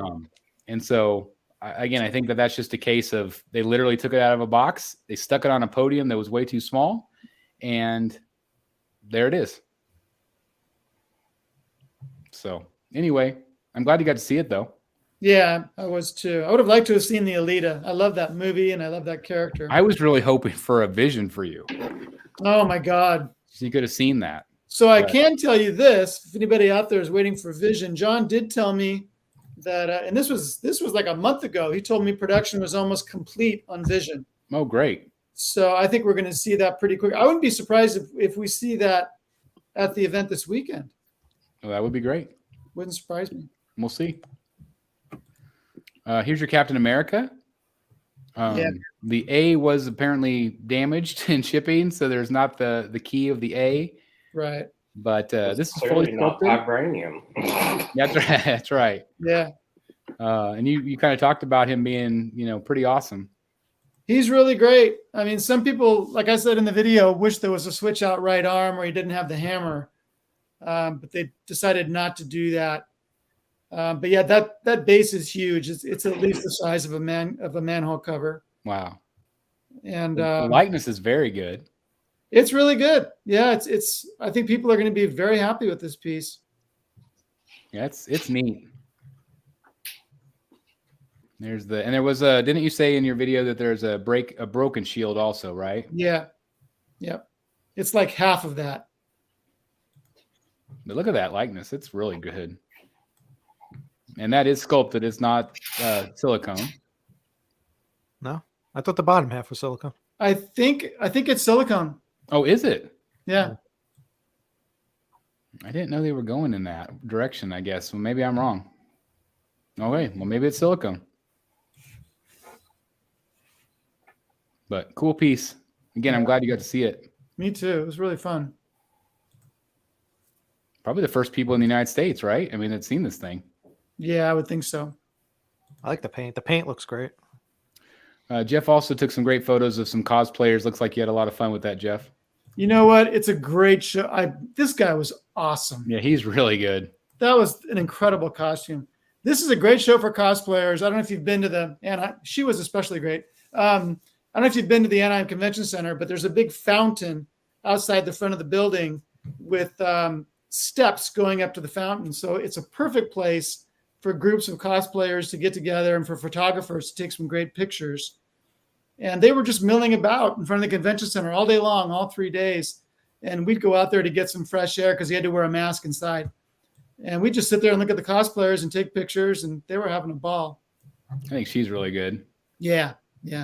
Look at this guy. That's awesome. And this guy, he was the nicest guy. He was smiling like that the entire time. He was having a great time taking pictures with people. This is some of the group shots, which is really cool. Isn't that neat? That's really neat to see everybody. Is that where the fountain is near there? Yeah, the fountain. You can see the water. Oh yeah, you can see it right back there. Yeah. Yeah. So they had some of the DC and Yeah, they would Really say, cool. okay, Gotham, and all the Gotham characters would go up. Okay, That's cool. villains, and all the villains would go up. It was really that's cool. really neat. That's really fun. Yeah. This is a piece from Iron Studios. This is the 10 scale Batman the Animated Series. Of course, we've talked on the channel before about the Joker and Harley, but this is the first time we get a chance to see the Batman. I think he looks awesome. What do you guys think? I like that a lot. Looks cool. $150 for him. So a little bit on the lower side of some of the stuff out recently, which is, around the $170 mark. And then in addition, they had the $1,000 Batmobile, which I think is cool, but man, I still feel like they're overpriced. Yeah. Yeah, not for $1,000. And you get, for $1,000, you got the '89 Batmobile with the Batcave, whereas this one's just kind of this flat gray panel. And there's a lot less. Not as detailed. Yeah, there's so much less detail on this. It's still neat and it's still, accurate, but it's It looks good for what it's meant to look like. It's just not $1,000 in my opinion. yeah. Yeah. But still cool. You can get them with Batman or without. So it's fun. Oh, Yeah. this is terrifying. So I have to give a prop to Paula. And this didn't even come up on my feed, but this is from April Fools. And this is terrifying, but it's pretty funny. That is funny. So I'll just let you guys soak in that nightmare. Look at that. Look at that right there. I go to bed soon. Come on. Yeah, that is nightmare fuel right there. That's scarier than Alice Cooper. Yeah, that's very terrifying. So we'll move on from that. I think this is really cool. We actually saw some teasers of this, but now it's up for pre-order. And this is the Kylo Ren. What do you guys think? I think the likeness is really good. Yeah. I like it a lot. Yeah. I'm surprised it took them so long to release this, though. Are you guys surprised? This and Ray. Both. Well, Ray's not out yet, is it? Or is it? Yeah, she's up for pre-order too. Okay. Yeah, it They took a long both, time. they both went up the same day. Took a long time. Neat base. Yeah, really neat base. Obviously, that big epic battle. You can also have the swap out with the helmet, That looks cool. which I think looks awesome. I just think they did a great job on these, especially him. Yeah. Did they show these back at Sideshow Con last summer? They just showed one teaser each, but not the full reveal. Well, they certainly showed. Yeah, they showed him. No, Matt's right. They showed him. They did? Yeah, they were They at the did. con. So they were at the con, but then 8 They months never put later, them they up. put them up for pre-order? Yes. Or was it the been a long time Star since- Wars week they did? Isn't that incredibly weird? I thought Yeah. it was very weird. Look at how timely the Black Panther was. Yeah. Right. This is Ray. I think she's good. I don't think her likeness is as good as Kylo's, Mm-hmm. but still fun. That's she did. Harbottle did her. Oh, nice. That's I think that looks a little bit better to me. That angle, I agree. optimal viewing angle, right, Jeff? You bet. But I think this is a great set for Star Wars collectors. Yeah. And now that they're doing more Mandalorian stuff, and I don't know, I think it's in Boba Fett. It's pretty awesome to be a Star Wars collector right now, I think. That's for sure. Getting great bases on it. This was the exclusive for Ray. I threw this photo in here because I thought it was pretty cool that they're doing some of the David Finch art at Sideshow now. This is Batman 700, which I always forget that this is not Bruce Wayne, but still a very cool art print. One of my favorite Batman images to date. And you can buy that on canvas or framed. It's pretty neat. I have some in-hand photos again of the Joker. There's still some question from collectors because originally they said that everyone would be hand painted by Viper, and now people are kind of questioning that. Remind me that's something I want to ask John when we have him on. Yeah. But I think it looks really good. Yeah, I do too. But I still want to see it sculpted. You still have the sculpted on pre-order, right? Oh yeah. As do I. I think these are some of the best photos of course they're dark, but I still think they're some of the best photos we've seen of him so far. Yeah. This was a piece from Iron Studios. This is a 10 scale. I think this was pretty cool. Yeah, that's cool. That looks awesome. Skeletor. I thought they did a nice job on that. So that's up for pre-order right now. What scale is that? 10th? 10th. Okay. Yeah. It's pretty cool. Kind of a bigger piece for them with the throne. This was the Peacemaker. I'm sorry, the Bloodsport that came out from Suicide Squad. Do you guys feel like they improved the likeness? I think they really improved it. Yeah, absolutely. Yeah. Some people still think that. I mean, they commented on my video that they still didn't think it looked very good. But I think that they improved it so much. I think that original version was so bad, and I think this looks just like him, or at least pretty close. I just don't know how many people are going to want him. Yeah. Yeah. Is it $1,300 or $1,400? Yeah. Yeah. Look at that though. That's incredible. And this is Prime 1 and Blitzway. I did notice something interesting with the Harley from this line they did. Prime 1 lowered the price $100 from the initial pre-order. So it's $1,400 now on Prime 1 site, but Sideshow still has it listed for $1,500. You're kidding. Interesting. Interesting. Man, I kind of love that. If they're not selling, lower the price. That's what a novel idea. That's a great catch, Matt. Sideshow's got to get their cut still. Yeah. And the shipping was relatively affordable to the East Coast here. I think it was like between $50 and $60 for economy. Wow. That's Wow. cool. That's from great. Prime 1 Did direct. did you order her? I had actually did originally, but I canceled it. Okay. I didn't do a very good job of adding photos with the helmet, but there's the helmeted portrait also, and then the helmet he can put in his hand. So that was neat. And there they all are lined up together. That's cool. That's going to look awesome. Yeah. And again, they are doing King Shark at 3rd scale, so that would be incredible. Oh my God. Yeah. Really? Yeah, that's going to be the next one. Oh my Lord. Is he going to be like the size of a half scale at that point? I would think so. Yeah. It's going to be big. It's going to be massive. I can't even imagine how much he's going to be. Congratulations to all of the Poison fans. They obviously, it was an epic fail, I think, including her with Hugo. And so PCS said, screw it, we're going to offer her anyway. So what do you guys think of that announcement? It was a smart idea they should have done to start. Yeah, Yeah. for sure. I love this one. I think she's beautiful. She is. Obviously from Street Fighter, PCS. And again, this is quarter scale, guys. She is up for pre-order as we speak at Sideshow. Pretty small piece, though. I think, was it like 17 inches or something? Yeah, I don't think she's very big. She's not a very tall character.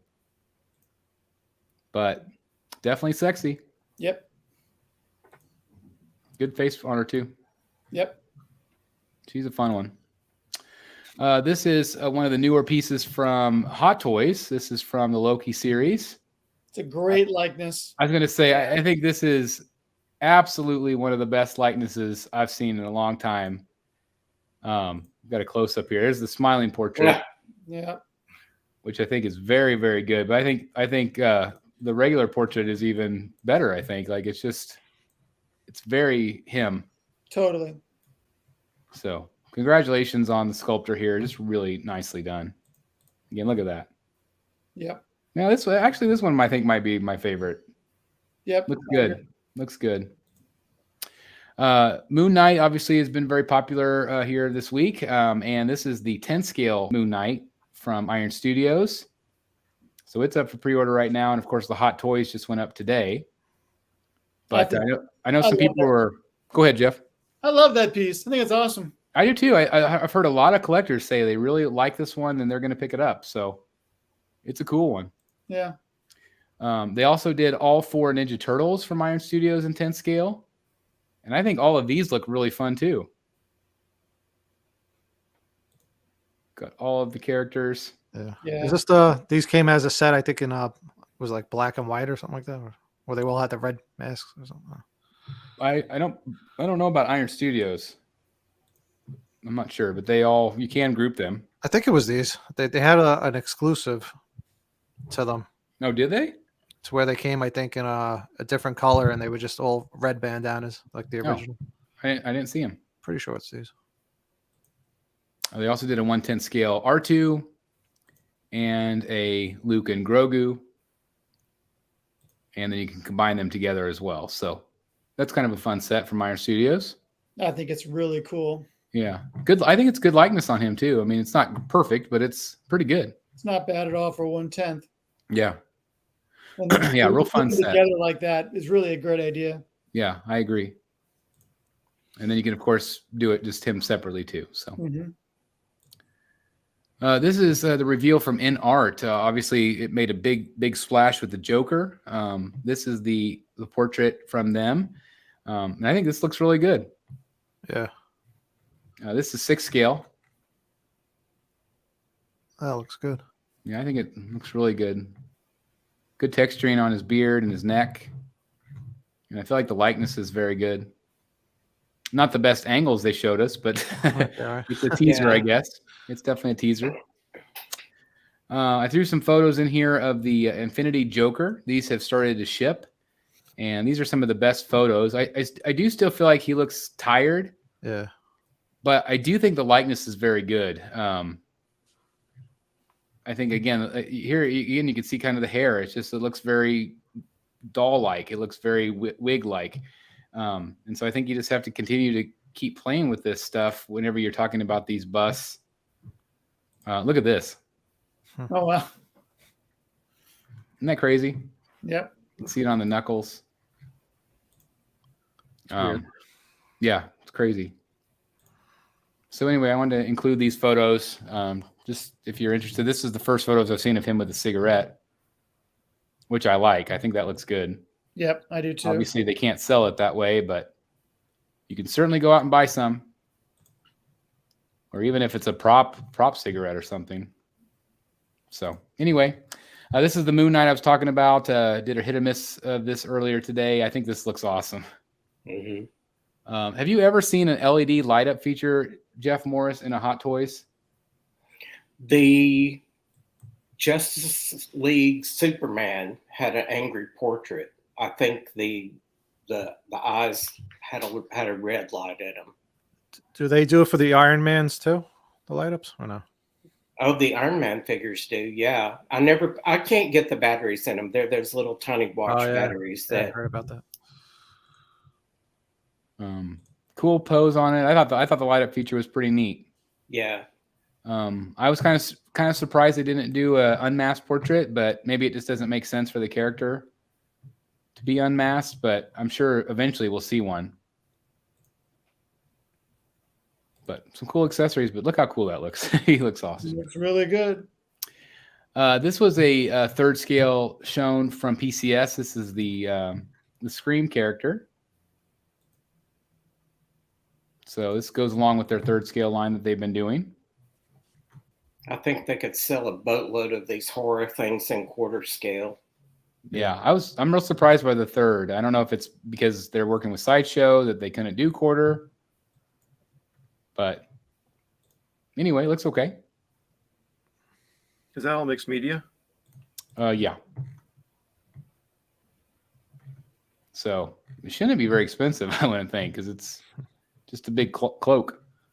Well, I bet it will be, though. Well, I'm sure you're right. I feel like I can make that. Yeah, I'm sure you could. This was an update I thought was really cool. They released photos of this guy. This is from what was the name of that? Shang-Li or Shang-Chi. Shang-Chi. Thank you.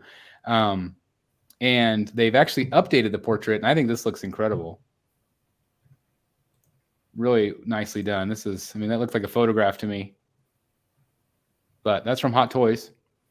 Yeah, that's awesome. Yeah, it looks so good. And that is everything. A lot of good stuff. A lot of good stuff. You know, we were talking about photos earlier in the week. I'm like, I don't have very many, but it's amazing how every day something new kind of trickles out where it's like, wow, there's just so much stuff out there, so much variety. It's pretty incredible. Yeah, Pretty incredible. Sure. Well, we've gone over 2 hours. I do apologize for keeping everybody tonight. Anything else you guys want to say before we kind of wrap things up? I do. Yes. Actually, a company I've been really following a lot lately and really enjoying a lot of their work is Pure Arts. And this past week, they revealed a new Assassin's Creed statue. So when they did their live reveal, though, they did announce they got a DC license. Oh, Really? They didn't specify exactly what it's going to be yet, but they're saying that they should be announcing it within the next month or two. Now, did they only do video game statues, or have they branched outside of that? They did that Michael Jackson Smooth Criminal oh yeah. Yeah, that's a good Oh. piece. with the jukebox. Yes. They've done some gaming stuff, and they've done a couple other. Did they do a Marilyn Monroe? Yes, Okay, I thought so. So so that's very interesting then. I wonder And if their it would be quality's movie, very good good. movie based then. I have 2 pieces by them so far, and I would dare say, like the Assassin's Creed one I have, the portrait maybe it's not quite as good, but the rest of it is Prime 1 quality, That's awesome. and they're fairly affordable in comparison. So So that is really exciting. depending what they do for DC, I think it could be really good. Yeah. So if you hear anything, keep us posted. Yeah. Yeah, that's awesome. I do also want to remind everybody again that more than likely we will do a live show Sunday morning. Again, it would be at 7 a.m. Central Standard Time, 8 a.m. Eastern Time. You're going to have to set your alarm clock. What time is that for me? What time? Your time is 3 a.m. No, I'm sorry, 5 a.m. 5 a.m. 5 a.m. So we're all just stay up all night. We're all going to be in our pajamas. Our little, sleeping hats. We're going to have, our old candles. So we're going to get up in the morning, Cup of have coffee. Jeff. We're going to give Jeff a giant thermos of coffee like this. Mhm. Maybe we can provide donuts for everybody. Donuts. That'd be pretty. Yeah, Donuts would be donuts. good. That'd be I pretty like good. donuts. Sunday morning donuts. I could be bribed with donuts. And so if you guys will let me know in the chat, or if you'll let me know in the, just the comments down below, if you are, planning on being up here that early as well. Because if nobody wants to be up that early, we might not do the show. We'll see how people feel about it. But I have a feeling people will join us. And maybe some of our overseas collectors that never get to see us live will have a chance too. That's a good idea. So anyway, we'll be up more than likely early to watch that live stream. And hopefully, if all works out, John from Queen Studios will also be on that show after we do our reaction. He'll come on for a little bit and answer your questions. So be ready for those if you have questions about Queen Studios. So anyway, Daniel says, I'll be here with donuts. So there you go. I like Daniel. That's fantastic. So again, live reaction show from Queen Studios this coming Sunday. More than likely, we'll do the show at 7 a.m. Central Standard Time, 8 Eastern, 5 Pacific. And that'll be a lot of fun. So I'm anxious to see what they reveal and have for us. They said the first couple minutes are going to be kind of a recap of what they have, and then they're going to kind of unleash the other stuff. So I'll be in contact with John to get some more details, and we'll go from there. But anyway, thanks everybody for watching tonight. I really appreciate it. Again, thanks, Matt, for joining us tonight. I really appreciate you being here again. Thank you for having me. And again, it's just a lot of fun. Thank you, gentlemen, and I hope everybody has a great rest of the week. And we'll see you soon right here in the Back Haven. We'll see you this weekend. Good night, everybody. Bye, guys. Good night. Take care. Thanks for watching. Thank you.